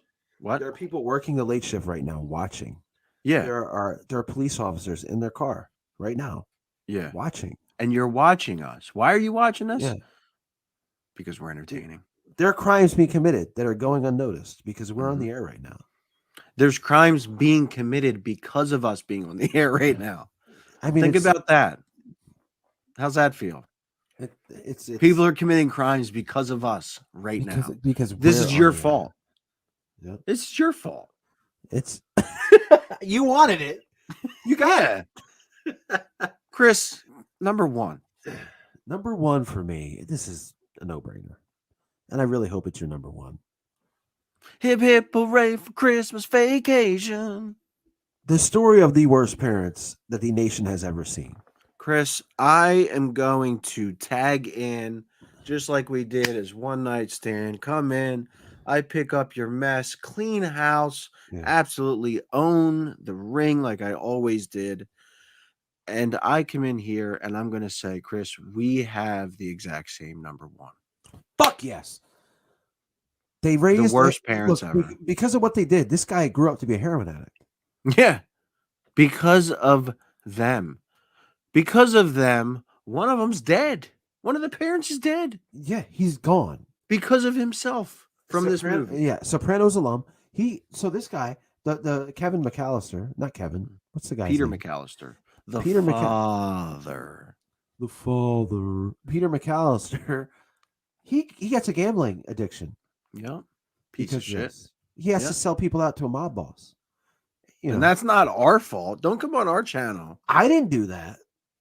I didn't do it. He didn't do it. Yeah. We didn't do it. We chose the movie. We chose the movie. Yeah. The movie we're talking about. We just fingered each other. It's weird. Yeah, we did. Fingering. The movie we're talking about is Home Alone. The first one. The first one. I would add the second one in there too. The second one wasn't bad. I'm not adding it in. I think it belongs on a top 10 list. Okay. All right. But not slashed at number one. But Home Alone, the story of Kevin McAllister that gets left behind by his parents. Fantastic. They go all the way to Paris without even realizing this little bitch is still in the house. Yeah. Like they locked him in the attic. What the fuck? First off, you're in a mansion. Like you're in a mansion. Yeah. You're in a mansion. And you're bitching about $122 for pizza plus tip? Really? 10 pizzas times $12. And Fuck you. And you've got a real dickhead that lives there. What was his name? Real dickhead. The one that's like, no, Buzz is a douchebag. The dickhead was look what you did. By the way. Fuck you, Buzz. Yeah. Look what you did, you little jerk. That guy. Oh, that's the uncle. He doesn't live there. But he's a freeloading piece of shit. Yep. Put him in your purse. Put them in your purse. There's so many things about this movie. And if this happened today, the movie would be 10 minutes long because Kevin would call an Uber. You know what I mean? Like, and he'd be there. Like, call them on the cell phone, send them a text. Yep. Hey, forgot me. I got an Uber. You paid for it because I have, your fucking Apple Pay in my phone. Like, we're good. And then you know what would happen? The Wet Bandits, they would prevail. Yeah. They'd go in the house. Wet Bandits. Yep. Joe Pesci, big shout out to my guy, Joe Pesci. Big shout out, Joe Pesci. He's one of the 10 people that I'm taller than, I mean. I think bigger than works also. I'm bigger than a lot of people. Yeah. But he's one of the people I'm taller than. It's true. What am I, a clown? You laughing? I'm a clown? What am I here for entertainment? Mauve. But yeah, man, this just a great Christmas movie. One of the movies I watch every Christmas, and like I don't mind my children watching. But yeah, like it's great for kids to watch. It's just, but I think it for me, like it might not be great for kids to watch. Like I'm happy they watch it, but it kind of tells kids like you don't need these motherfuckers. Like you can live okay. Exactly. That's why it's great. Get rid of them early. No, the kids getting rid of the parents. Yeah, fine. Fuck it. That means you're without the kids. Yeah, I guess. But whatever. What's going to hold up in court? You get in the house or the kids? You, Kids can't get a house. I can't believe that Kids are dumb. You have once again, and this is insane to me. What's And up? I can't believe this, Give and it to me. I can't believe I'm even going to say this, and it kind of disgusts me, to be honest with you. But you have once again. Hold on. Fuck. You've once again outdid yourself with your you're right. This ain't gonna hold up in court. It's not. It's Oh not my going to hold God. up in court. I mean, like, why didn't I think about this? That's why we're a tag team. That's why this is one night stand. That's why there's Oh, two. man. That's why there's two screens on the screen. Okay, in case you people are wondering why there's two screens, there's two people. Yeah, and Fucking idiots. I swear, dude. we're sitting right next to each other, and they don't even know. I know they don't even know. It's fucking stupid. Idiots. Well, that's our top 5 Christmas movies, ladies and gentlemen. Top 5. What are yours? What are yours? Chris Wilde and I had some different opinions, some vastly differentiating opinions, if I could even speak. And then we actually tied and chose the same movie for our number 1 choice. Do you guys agree with our lists? Do you disagree with our lists? Do I give a fuck? These are all questions you're going to have to tune in to find out. I mean, I care. I do. Do you? Yeah, I care. Hey, real quick, something that we My problem is that I care too much. keep going. Nope. Oh, okay. You know, increments. Okay. I'm not. Warm it up. Warm it up. Yeah. Chris, something that I wanted Warm to it up, bring Chris. up. I'm about to warm it up, Chris, because that's what I can rap too. That's what I There was you go. born to do. You're like solid. Like Yeah. I would Like- say on SoundCloud, like you're probably top 2%. Like I'm evolving right now, right in front of You your are, eyes. literally. You and Corey Castle, same time. You're both evolving. Because inside out, it's wiggity wiggity whack. Oh my Look, God. ladies and gentlemen, that wasn't me. I know a lot of people are going to assume, hey, that was Zach, right? That wasn't Zach. That was Or Chris like we Wilde. added something. Like we added a fucking. But that was no special effects. We're live. We are live. Chris, something I want to go into, I want to ask you about. A lot of people are completely mixed on the subject. Okay. That's Morbius. Oh my God. Yeah. Well, So as you we know, have a Marvel movie being made by Sony again with no Disney involvement. However, it does take place both in the Venom universe and the Spider-Man Homecoming universe because the Vulture's in the film. So, Morbius in the comics, correct me if I'm wrong, is a villain, right? Yeah. So it was very touch and go. He was very much like the Phantom of the Opera at first, where it's like a baby face that's perceived as a bad guy because of what he looks like, blah, blah, blah. Yeah. And then you have Blade, who was very much a heel at first, going after him, hunting him down. But Morbius does become absolutely a villain, one of Spider-Man's best villains, in my opinion. Yeah. And it looks like another movie that they're making the villain a superhero. Like, why? Correct. Why does this have to happen? Like, I'm done with it. Yeah. Venom, like, I'm done with this. Like, even the new Thor's brother, Loki, that series on Disney, a good series, but I'm tired of these bad guys being good guys. You can blame Darth Vader for that. And look, and it's funny because you know, it's almost like in wrestling, like there's no bad guys anymore. Like everybody wants to be the cool heel, like the bad guy that people like. No, like just give me a bad guy. Let him be a bad guy. I was watching the trailer with the kids before the movie, and they thought it was Batman. That's what they said. This is a Batman trailer. Like, yeah, no, I mean, it's tonally that's what they're going for. And look, if you follow the channel, like I've reviewed some of Jared Leto's 30 Seconds to Mars stuff. I like the guy. He's got a voice of an angel. Not as great as my voice, but that's besides the point. But yeah, that's different, dude. Different I don't levels. I don't think he got a fair shake with the Joker. He proved that with the Justice League gimmick head version. Yeah, I think he probably could have done more with that if it was allowed to. I think he'll do good with Morbius. But again, they're rewriting history. I think they're just let him be a friggin' heel already. Let him be a bad guy. I know it doesn't sell tickets, but Jesus. And the movie will make good money because he's a good actor and the story's intriguing.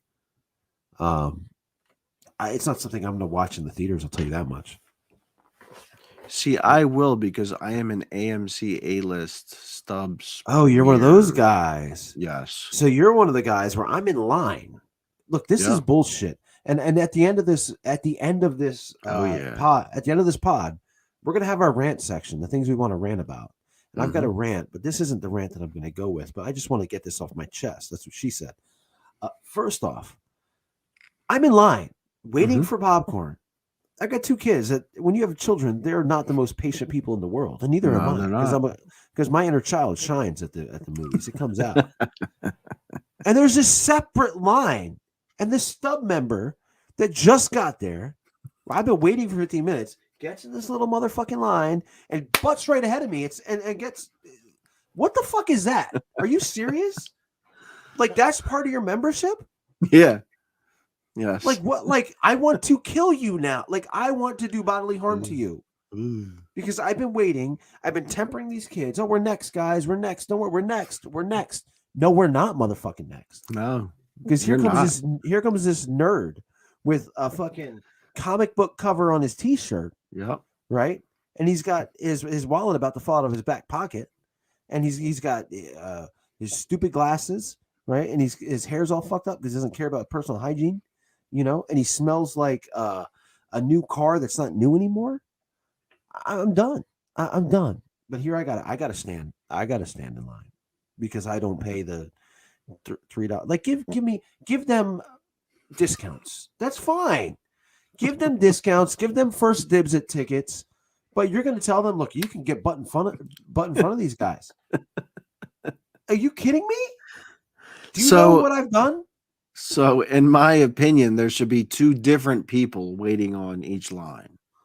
Okay, yeah, absolutely. You know what I mean? But in the words it shouldn't be butting in front of somebody. I agree with you. And in the words of the great Christopher Moltisanti, you know who I'm with? And I'll tell you, had I been this fucking lazy, ugly, fucking fat ass Kevin Owens looking piece of shit you're talking about, yeah. I mean, talk about scum of the earth. I would have looked over and said, "Oh no, you were here first. Go ahead," or something. Yeah. You know? But this fucking skinny fat ass Sami Zayn looking bitch, absolutely. And behind him is an old guy that doesn't give a shit. There's an old dude, like he don't care. No, he doesn't care. He probably got hoaxed into this stub member thing. Absolutely. Like, it's just horrible. But that's my takes on movies. I don't. What do you think? So I haven't seen Jared Leto do anything bad yet as far as acting, but when I watched the trailer, it looks exactly like Venom, but with Morbius in place of Venom. Like even every shot. Yep. And the logo is horrible. Like what the fuck is that? So we know that he's tying into the MCU. He was at the premiere. He was on the red carpet. So I think, like you said, he's going to do well with the character. I don't think this movie is going to be worth a fuck, to be honest with you. I think the next incarnation that we see of Jared Leto as Morbius will be under the DC. Why do I keep saying that? The MCU and Disney films. Thumb at that point. I think you keep on saying DC because your mind is on DIC. Dick? Yes. Oh, she's back. Deke. You see this? Give it up. What am I supposed to do? Am I supposed to subscribe to you? So, Love Face, here's what I want you to do. I'm asking you, go to patreon.com/Sopran'Bros. Subscribe to any of our tiers, including the $1 tier that I still forgot to take down. I'll be right back while you talk about that. Subscribe to that $1 tier. Love Face, I'm talking to you. Send us a picture. Send us a little picture job. that you subscribe to that, and we will click, I promise, on one of your links. Sounds like a deal, right? So I want to talk about with all of you guys out there. For anybody that's listening, I just hit a button, so if I disappear, I apologize. I want to talk to everybody out there about physical therapy. I'm in physical therapy right now. I had back surgery on May 4th of 2021. That's 6 months ago as of this filming. And I am still in recovery of that. I am still in rehabilitation of that. And I am still in physical therapy over that. Recently, the establishment that I was going to closed down, and I've been forced to start my physical therapy at a new location that I went to for the first time this week. Chris, I was telling them about my surgery and going into physical therapy because this week, my friend, I started at a brand new physical therapy place. Oh, nice. So from July until a few weeks ago, I knew my physical therapists. They knew me. They knew my body. They knew my ailments. They knew everything since my surgery in May. This place, I'm starting fresh. I'm starting brand new. And they told me on my first day that they can get my pain level to a 0. What? Yeah, now I ask you, and I ask anybody out there that's ever had surgery, ever had physical therapy, have you ever been told this? Because my immediate reaction was Bullshit, right? Oh, you coughed? That was your immediate reaction? They told you that and you went, I immediately coughed. My spinal surgeon told me that his goal was to get me to a pain level 3. But my measly fucking 12-year-old looking little bitch of a physical therapist is going to get me to a 0? It could happen. He's another one, No, I'm just kidding. Shout out. If it does happen, then I absolutely will adore him. I will adore everybody at that facility and that location, which I am not going to divulge because I don't need Tim Allen and his stupid fucking ass showing up there trying to get to you, trying to get information about you, no doubt. I love how you, in the same sentence, threaten someone and then just kidding, shout out. Like, can you imagine if you committed a crime and that would make it okay? Just kidding, shout out. Good stuff. So we're gonna wrap. We're about to wrap a bow on the pod. I think. I can't believe it's 1 o'clock already. We're wrapping a bow on this Christmas edition podcast. I want to talk about a couple more things though, just a couple more. Do it. And the first thing is, I sent you a lyric to a song, and how crazy is Christmas time? Where, man, you think about everything that people kind of cancel culture. Cancel culture. What's that? Culture. Why did you send me a lyric? I didn't get anything. With a Christmas song. And the opening line to the Christmas song is a threat. You better watch out. You remember? Oh, yeah. How do you open a Christmas song with a threat? You better watch out. It's fantastic. Is the whole Santa thing a little creepy? Yeah, it's creepy. It's a guy coming in your house. It's absolutely creepy. You leave cookies for he's taking your shit, right? What kind of cookies are you leaving? Oh, chocolate chip. Yeah, chocolate chip all day. For sure. Yep. But Santa comes to my house every year, and wakes does he? He wakes my children up just so they know he's real. Lucky kids. I mean, it's gonna put them in therapy. I get it, but they've got to believe. I'm no bitch when it comes to making people believe. He's not a bitch, and Tim Allen needs to fucking really kick back. Take a few steps, maybe get off Twitter for a day. Yeah, but who might be a bitch? Charles Bronson. What the fuck is this? What is this? What? Voy.fyi. What? What? Can you at least be love face and post some emojis or something? Halesh Kobe, thank you for joining the chat. If you could, if that's another language, we apologize. I don't apologize. Chris Wilde does not apologize. But if you could at least, just say hi. I mean, just maybe say that's his hi. way of saying hi. Void H. And here's the other option. If you guys want to do a super chat and send $300, that's Or fine. Cash App $ Chris Wild Wrestling. By the way, I'm going to bring this up because we're coming towards the end of this. Mm. So the Cash App, it is I thought it was virtually impossible not to know your Cash App because it's literally a $, and then Mm-hmm. your name or whatever. Mm-hmm. And I met someone today that Okay. didn't know what their Cash App was, and that Really? man. And I'm about to do a full screen Johnson on that guy. Okay. Huh. Like, how do you not Looks know your kind- Cash App information? Looks kind of like me. Like, I don't understand it. It's almost like in the one episode of The Sopranos, Junior Soprano says like he gave away a penny to somebody, and his dad slapped his hand and said, "What, you don't want to eat? Like, how do you not know your information?" I don't know, Chris. I was not expecting to get harassed And bullied. and bullied and completely outed about my Cash App usage. So I'm gonna have to take a long, hard look in the mirror and think about what I've done, what I could do in the future. To be honest with you, Yeah, just thanks. remember. Thank you. Thank you.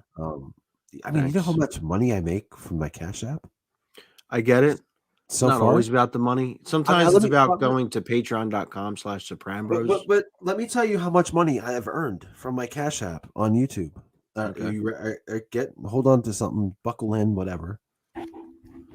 0.0. Nothing. No, this doesn't matter. I can have this on for 24 hours. It doesn't. It's there he is, Mr. Just a Tip. So I want to get to one more thing before we end with our rants, and it's Christmas episode. I've got to ask. I'm not going to say. Okay, well, best and worst Christmas gifts. Let's start with the best. You go first with the best, and I'll go, and then we'll follow with the worst. Man, this is a strong, tough topic to be Dude, an end of the show. We're almost 2 hours in, so holy shit. Best and worst gift? Yeah, is that what you said? Yeah, give me your best gift first that you can remember getting. Best gift. I mean, this one's like it's actually, quite easy, and that was my Nintendo Entertainment System. For sure. Getting my first NES. Now, Absolutely. did you know the gift was coming, or were you like, hell no? I had no idea. Such a surprise. Yeah, absolutely a surprise. I was 80. I was 4. Wow. So I wouldn't have really known anyhow.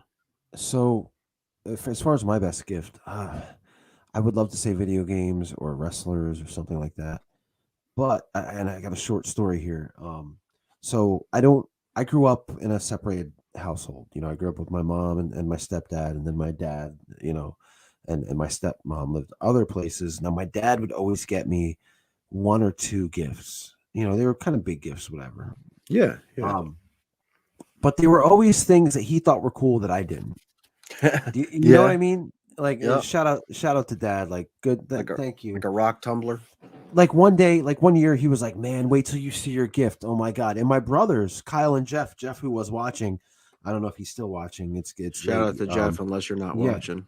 But they would go on with him. They'd be like, "Yeah, oh my god, Chris, this is a great gift." So I would get amped up, like, "Holy shit, what did he get me?" And like the one year that he said that, it was like a remote control like race car. But it was like, I mean, it wasn't a cheap one. It was like it was one of the more expensive ones. You had suspension and stuff. Yeah, but I didn't give a shit about that, dude. I don't care. I don't care about that. So one year I get the same thing. Man, wait till you see your gift. Wait, oh my god, this is awesome. You're gonna you're gonna lose your shit when you see this. And I think I was older. I wasn't a little kid. I was older. So I'm like, yeah, okay, this is gonna be some bullshit, right? So Christmas morning comes. It's in the shape of a cube, and I'm like, "What the fuck is this?" Okay, all right. Let's see. Do you know? Probably, Can you tell me what year this is? I don't remember, man. I don't remember. I'll be honest with you. I don't. But you could probably tell me when I tell you what it was. Okay. So it's a cube. Mhm. Okay. I undo it, and it's there's plastic on it. It's a white box, and then I see that beautiful, sleek symbol of excellence that I'd never owned before. And it's that apple. It's that no, not the four. No, it's that fucking apple with the bite out of it. And I look, and it's a fucking iPod, dude. It's an Yeah, iPod, dude. it's an iPod, dude. Yes, no, it was an iPod. That look my iPod. It was that used to plug in and download songs to. Was this the And video iPod or before that? no, this is before that. This was like one of the first ones. I mean, it was a thick motherfucker, dude. Like it was. Okay. Yeah, it was a BBW iPod. And I couldn't believe it. Like it was because it was such a shock. I could not believe, like, because again, like this was cool as fuck to me, Yeah. and obviously, iPhones and iPods changed the world, but that was definitely the fucking best gift, just because of the feeling I had. I've got some pretty cool gifts, including the one fucking behind me that Zach Ripper Comics got me last year, the Hasbro card holder. But You know just who the doesn't feeling, have that? The Major Bros. I was thinking, oh, they don't. Nope. I thought They you were gonna say don't. Bazooka Joe again, but yeah, just the Brian feeling. Myers. Nope. Here we go. I beat him once. Did I win Yeah. that? I don't. I did beat him. But yeah, it was just great. Yeah. Like the feeling. He beat you, Brian. Get over it. I did. I beat you. And what did he do? He ran to Nothing. WWE. He went to WWE after I did to get away from me. Oh yeah. Yep. Exactly. Ran from Dude. Chris Wilde. Let me To run WWE. back to WWE. Let me make a lot of money, get a lot of notoriety. What a fucking dork. Geek. But just the surprise of getting that. So now let's go to worst. What do you got? Worst. What was I your think worst? I think I inadvertently spoiled it, but earlier, rock tumbler, man. Oh, I have never in my life looked down at the ground and said, I want to collect that. I want to shine those up. never. You know? You had to pretend I like it can- was okay, right? No, I didn't. I was probably 10 or 11 at this point, so it was like a rock tumbler, you know? And again, that's a gift from Dad. So, And I love you, Damn. Dad. Don't like We it. love you. Shout out to dads, man. Getting gifts Shout and out to shit. dads. You guys are good. You guys are good people, man. And you know Hey, what? Shout out to moms that go out there and, you know, the dads that are great dads and great providers, and the moms go out there and actually do all the shopping and actually do the listening and the picking out of the gifts for their kids. Yeah. Shout Make out sure to the you raps guys, are good. too. Yeah, shout out to motherfuckers. But They don't rap as good as Christmas Wild does, let's be honest. Nobody You know does, what? really. My dad and your dad have in common. I can't believe we never talked about this. Both They're bikers? Yes. What the fuck is going on? Yeah. My dad can wrap some presents, too. Man. I don't know about my I don't think my dad could, but I don't know. Yeah. So my worst, and I'm not gonna name names here, but a girlfriend of mine. So you see my face. Yeah. This is and my COVID beard was probably the most facial hair I've ever had. It's the greatest. But this was Beard. years. This was it. Was oh man, it was great. I've seen pictures of them. Yeah. It was awesome. But this is years ago. Years ago. I've had a baby face. I've always had a baby face. It's weird that YouTube didn't like your beard enough to where they made you change it back to get back into the algorithm. I know, right? You know what I mean? Go ahead. So I've always had a baby face. Always, never. You know, one year for Christmas, and again, you know, I'm big at like I like giving and I like seeing people happy. He loves and I giving, feel- receiving. Oh, and I love, giving but I love and giving giving more. I love giving. and loves giving more. Yeah, but Yeah. So if you're out there listening, Love Face, Lover Face, what was the name? Flow Face. Oh no, I didn't block. She's back. Love. I don't. It's probably a dude. It's got to be like a fat guy. It's probably Kevin Steen. We got Fucking idiot. We got the crazy face, crazy face, the hearts around the smile, check mark, and then a love letter. Whatever. You know, what an idiot. You just keep coming back. I block it, it keeps coming back. But everyone's on look, listen, everybody's on pins and needles wondering what I'm going to say right now. Yeah, they are. My worst. The internet's a fucking buzz. It's I mean right TMZ is TMZ late night. Yep. Late shift, not giving a fuck. Living life in the fast lane. We got you at 1 o'clock in the morning because we don't give a shit. We got things to do in the morning. We got things to do in the morning. This is one night stand. Yeah. Look, I gotta be up early to take my kid to school. Like I just realized I don't have to do that because he's on Christmas break. There you go. Shout out to Christmas break. Shout out to Christmas break. Oh wow, that's awesome. That's great. But we got stuff to do. But the internet is a buzz of what my worst gift's gonna be. Yeah, they won't leave me alone. And you've already got. I saw you looking at your phone. You probably got messages out the ass. Yep, 47 unread in the last 12 minutes. Oh my god! Let me get this. Yeah, let me get this out. That's what she said. My worst gift: having a baby face, no facial hair, none whatsoever. Couldn't even grow it. I couldn't. I tried. He didn't even know what facial hair was. I had no idea. Never seen it. And we talked about a worst gift. You know, we talk about never had a mustache. If I have a mustache, I look like the guy in the Pringles can. James Vapor again. It doesn't work. It doesn't. The mustache don't work for me. It just doesn't. It probably has to do with the Spanish or the Polish or whatever. I don't know, but it's just a bad look. So we talk about bad gifts. We're talking about my bad gift, and there's no way I would ever try to make somebody's gift look bad or try to stretch out something or not get to the point right away. He would never leave anyone hanging. I would would never do that to anybody or make a cliffhanger for the next show. Like it's just not my style. Correct. He's not gonna shut anything off in the middle of talking. Not gonna like make anybody like I see people, probably 20 people have jumped on since I've started talking about this. It's crazy. Exactly. Yeah. I'm not kidding. It's nuts. Like, and here's the thing. You're calling up your friends right now. You're saying you got to tune in. Ratings are jumping up, right? Kevin Nash is walking around the ring. Ratings are skyrocketing. Chris Wilde's about to talk about the La Quinta, the gift that he got when he was in the hotel in La Quinta. Sipping on some Napa Cab. I'm sipping on some child juice. Oh man, are we still on? No, look, because it's the guy. He's So my worst gift. It's not a sweater. It's not socks. Okay. It's not when you get the video. Look, how about this?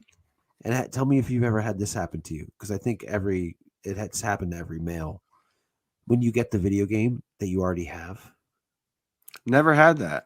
Oh, you never had that happen. And you still have to think, you still have to put that face on like, no way. I would have told him. This is awesome. I already have it, but yeah.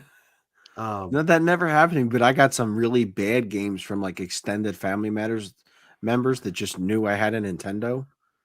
Like Archon. What?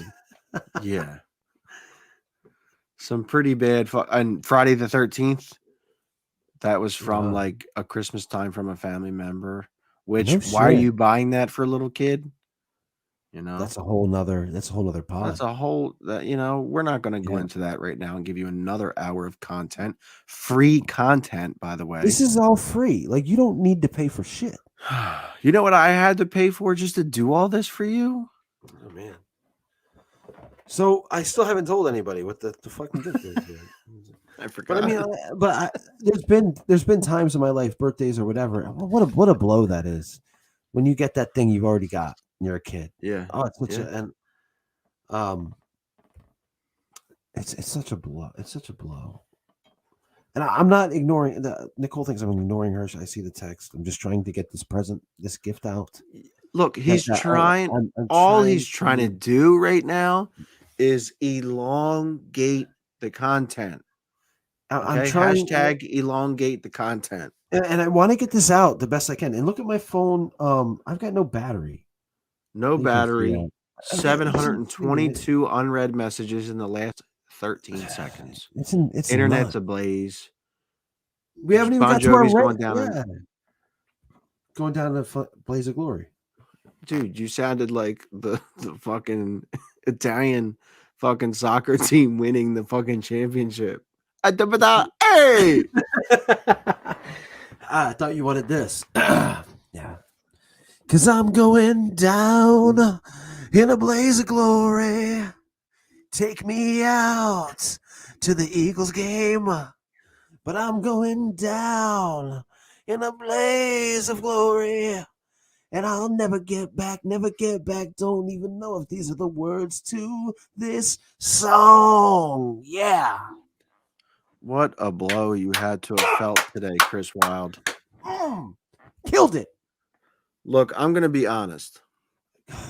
I know a guy. That can help you out.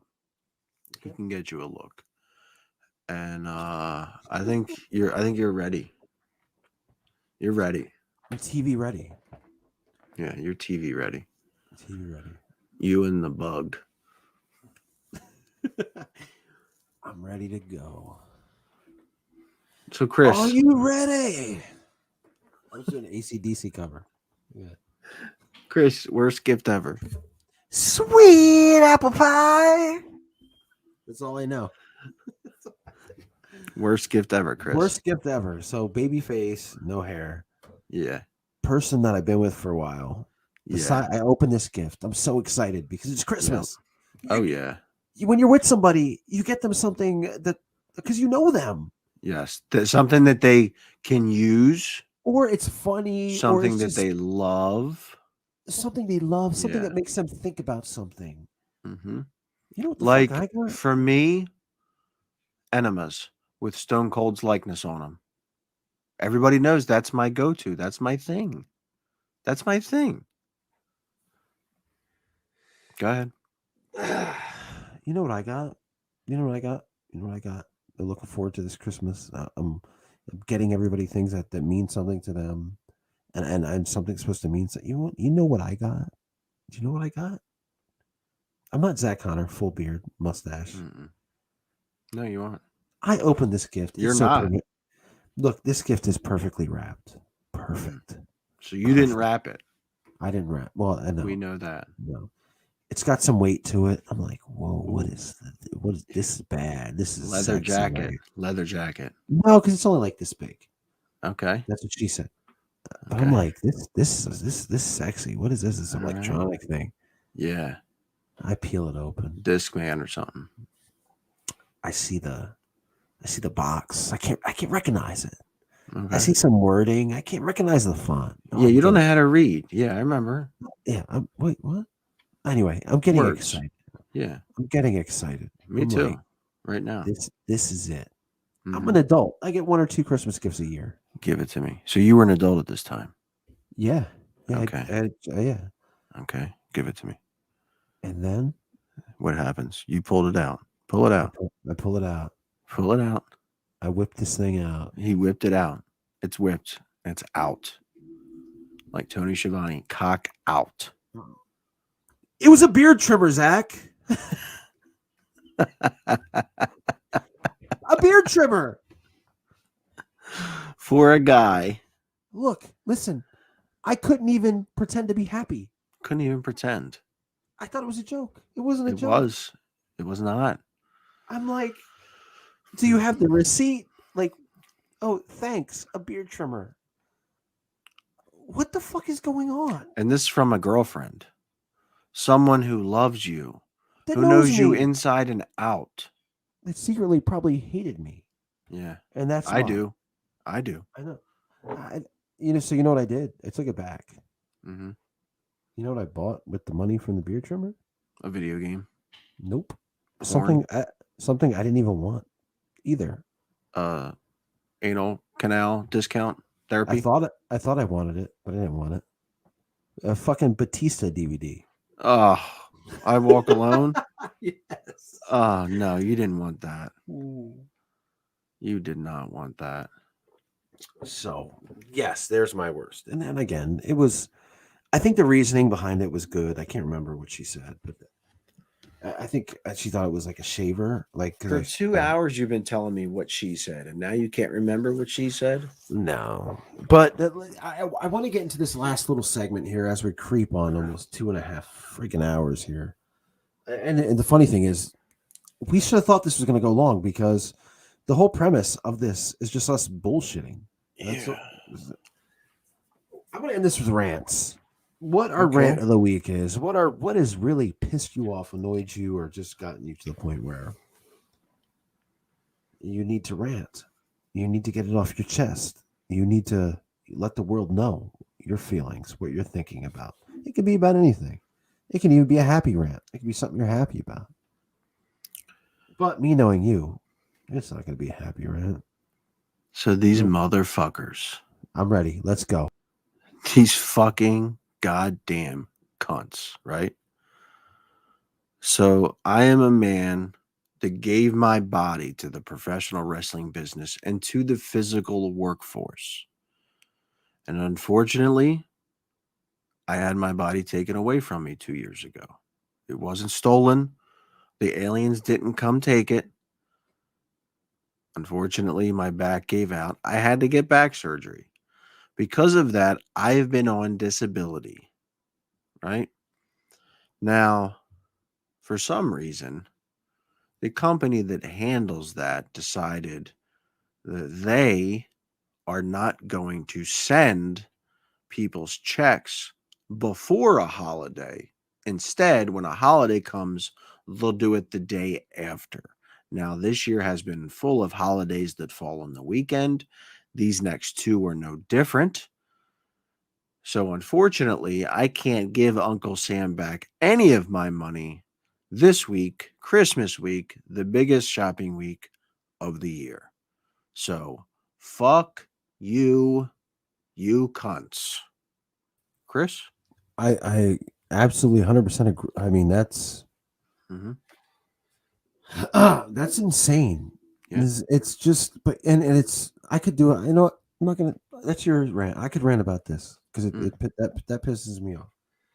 What I've got to do right now, the rant that I've got to go on right now. It's something I've been holding back. I'm going to do a separate video about this. Tomorrow probably. And if you follow this, you know this is ANL. It's of course Eagles news now. Big Philly fan, big Philadelphia Eagles fan, big part of my life. And this channel, there's at first, before we divulged in different forms of entertainment, this was an absolute part of me that I had to get off my chest as far as reactions, as far as how I thought the team was going. Roger Goodell, I want you to look at me right now. I know you're probably not. I probably know you're not watching right this. In his face. Look him right in you're, his you're, fucking you're face. not you're not watching this little channel. You're not watching, but maybe you are. Maybe you're awake at night, right? Yeah. Maybe Goodell. maybe your wife once Good again. dick. Yes. No, not good dick. Bad dick. Good Roger Bedell. Let's just call you that. Maybe your wife fell asleep again. Roger Bidet. You know, because her boyfriend now, he's pleasuring her. She doesn't want no part of you. Her boyfriend is destroying that hole. If me and you were in a room together, what are you? I wouldn't even let you get a word out before I beat the living shit out of you. Absolute threat right here. No, it's not a threat. It's not a threat. Taken off. I'm not threatening. It's not a threat. He's not. I don't want you. This isn't my fantasy. I wouldn't physically harm you. He wouldn't do that. But what you did last week. What you did was an absolute disgrace, not just to the professional football, but to anybody that makes a solid dollar that puts money into your business, because that's what you run. You run a business known as the NFL. And let me tell you, look, this country has been going through something with COVID-19. In the beginning of the year, you put out protocols for all teams to adhere by.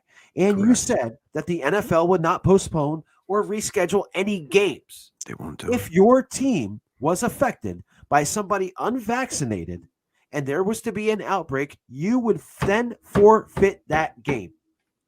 Let me tell you something, Zach. Every year, myself and my father, around Christmas time, my dad will get me tickets to the game. We will have a great time. It is our Tremendous father-son moments. and look, and me and my dad have been to games this year already, but our Christmas game is different. And this was our Christmas game. This was supposed to be our Christmas game, which was supposed to be today. Well, it's now Monday, but it was supposed to be Sunday when the Eagles faced the Washington football team, a team that doesn't even have a name, a team that's owner involved in so many different sexual allegations, an absolute disgrace of a front office. That this who would have thought that a team like this, and I'm being sarcastic, would have a COVID outbreak? Well, they had a COVID outbreak because one of their unvaccinated players got COVID and gave it to everybody. Now, no, I know people that are vaccinated can still get the disease. I get it, or the virus. I understand that. But the fact that you wrote a memo saying that if somebody got the disease or the virus that was unvaccinated, they would have to forfeit the game if there was an outbreak.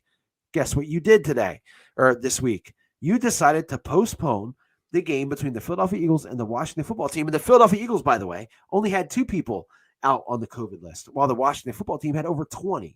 So you forfeit this game, or you postpone this game until Tuesday. So what that does is now the working people that had tickets to this game, now they rather have to call off for work or they have to get some kind of personal time off. Okay. It screws over the Eagles because the Eagles now have to play 3 games in 13 days. Chris Wilde, shout out to the working people out there. Let's take a sip for the working man.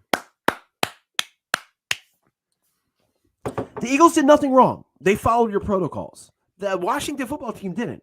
But you're postponing this game now. So now the Washington football team gets their players back. And now the Philadelphia Eagles have to play 3 games in 13 days. And for the Washington fans that are saying, oh, the Eagle fans are just mad because now they don't get an easy win, I don't give a shit about that.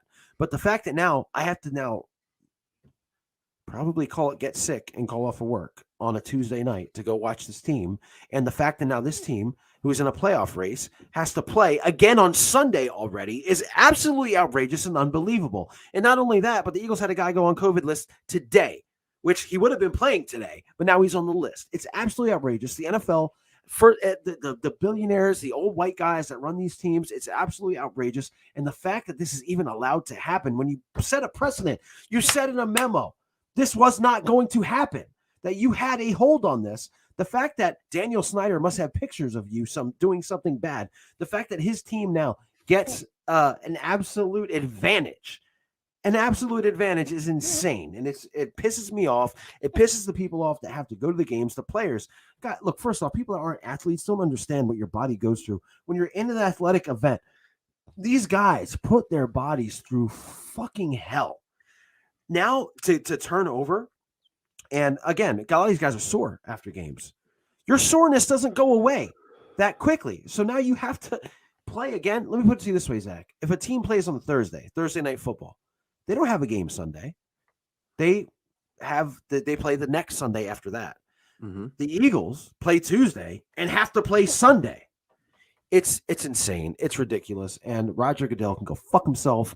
And again, I don't care. This is late night. This is what it is. It is what it is. You know what I mean? Like, and the fact that I gotta instead of today tailgating in the morning on a Sunday, now I have to in the middle of the afternoon drive to Philly. By the way, the Flyers play that day, which is literally 100 feet away from the Eagles Stadium. At the same time, deal with all the traffic, deal with all the bullshit. It's horrible, and I can't stand it. And it is what it is. So, whatever. Roger Goodell, if you have any fucking balls, you'll man up, you'll come on this show, and you'll apologize to my friend Chris Wilde.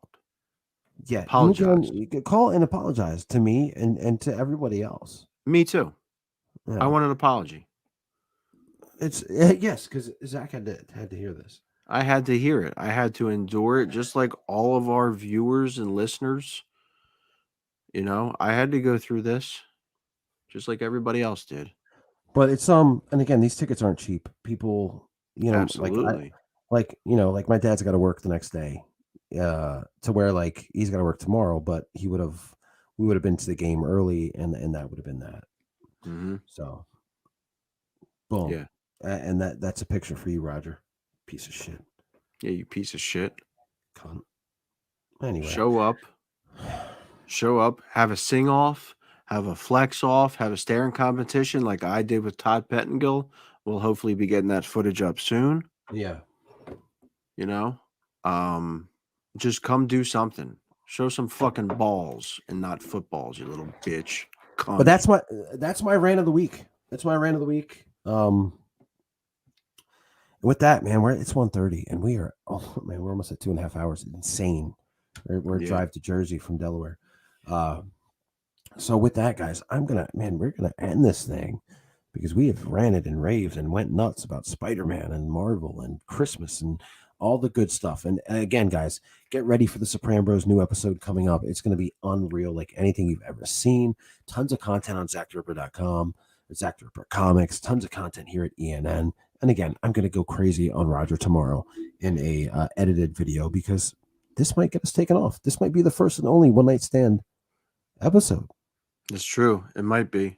Uncut, uncensored, unfucked, undicked. We don't care.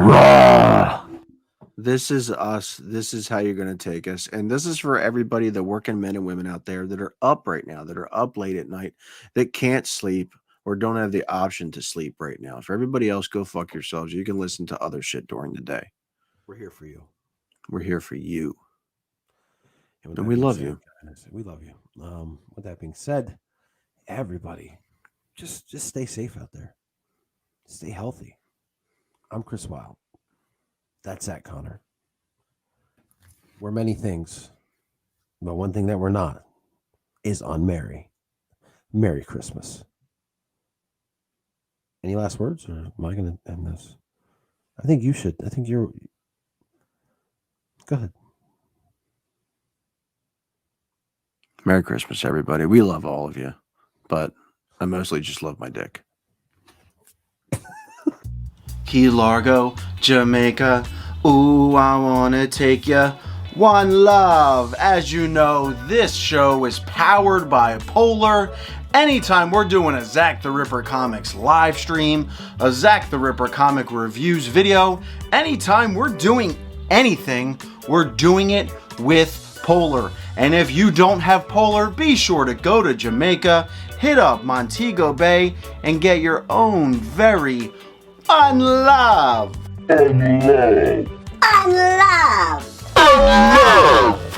koozie to hide anything you might be needing to hide. You know what? Nothing compares to Polar, but Jamaica, one love. No worries, no problems with Zach the Ripper Comics. It's almost good stuff. Almost good stuff.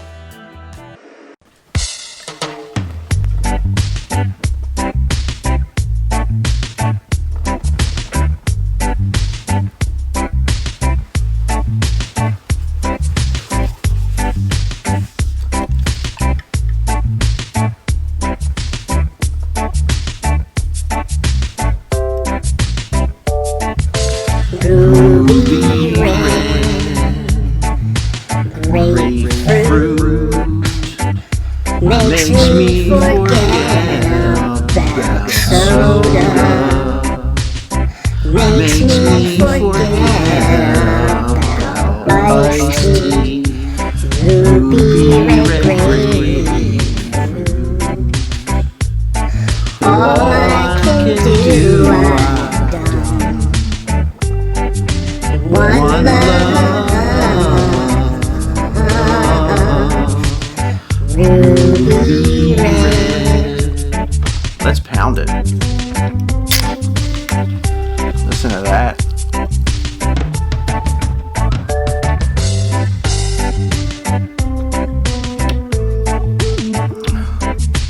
That's good stuff. Ruby red grapefruit. Just pound it. spring is on its way. And if you're looking for the absolute best t-shirt to rock, it's not going to be the rock shirt. It's not going to be your favorite sports jersey. It's going to be the official Zack the Ripper Comics t-shirt. You can find this actual shirt along with a barrage of over 50 plus items at the Zack the Ripper Comics Teespring store. The link is in the description below. If you go on there, if you purchase one of my items, let me know, send me a direct message on any of my social media, and I will feature that in an upcoming video. If you'd like to be in one of my videos, please go purchase one of the shirts, one of the anythings. There's leggings, all kinds of cool stuff on there, and I will put you in a video. One last time, check it out, the official Zack the Ripper Comics t-shirt, nice and bright, cutting its way, ripping its way into your hands. Professional wrestler Zack the Ripper Comics can attest to a lot of things. What it takes to make it in the professional wrestling world. What it takes when it comes to bodybuilding and training and focusing on your body. And what it takes when it comes to ingesting the ultimate beverage. And in this case, as you know, the ultimate beverage is Polar Seltzer. It's a little dark there, as you can see. But that doesn't stop us when it comes to Polar, because if you want to be a champion, if you want to pose with the belt, if you want to hashtag pose with the belt, then what you have to do is drink Polar.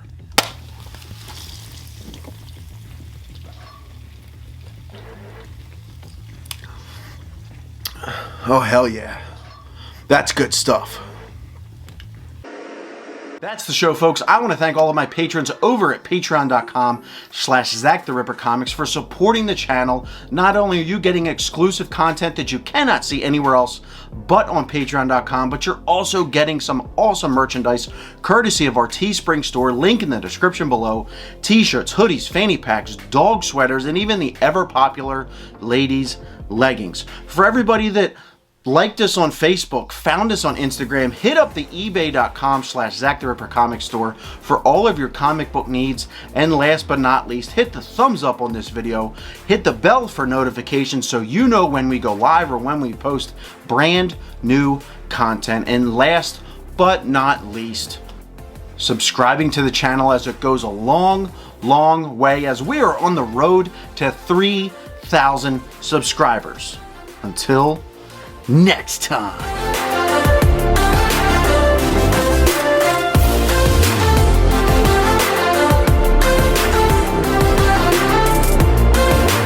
Now that's a hit. Polar.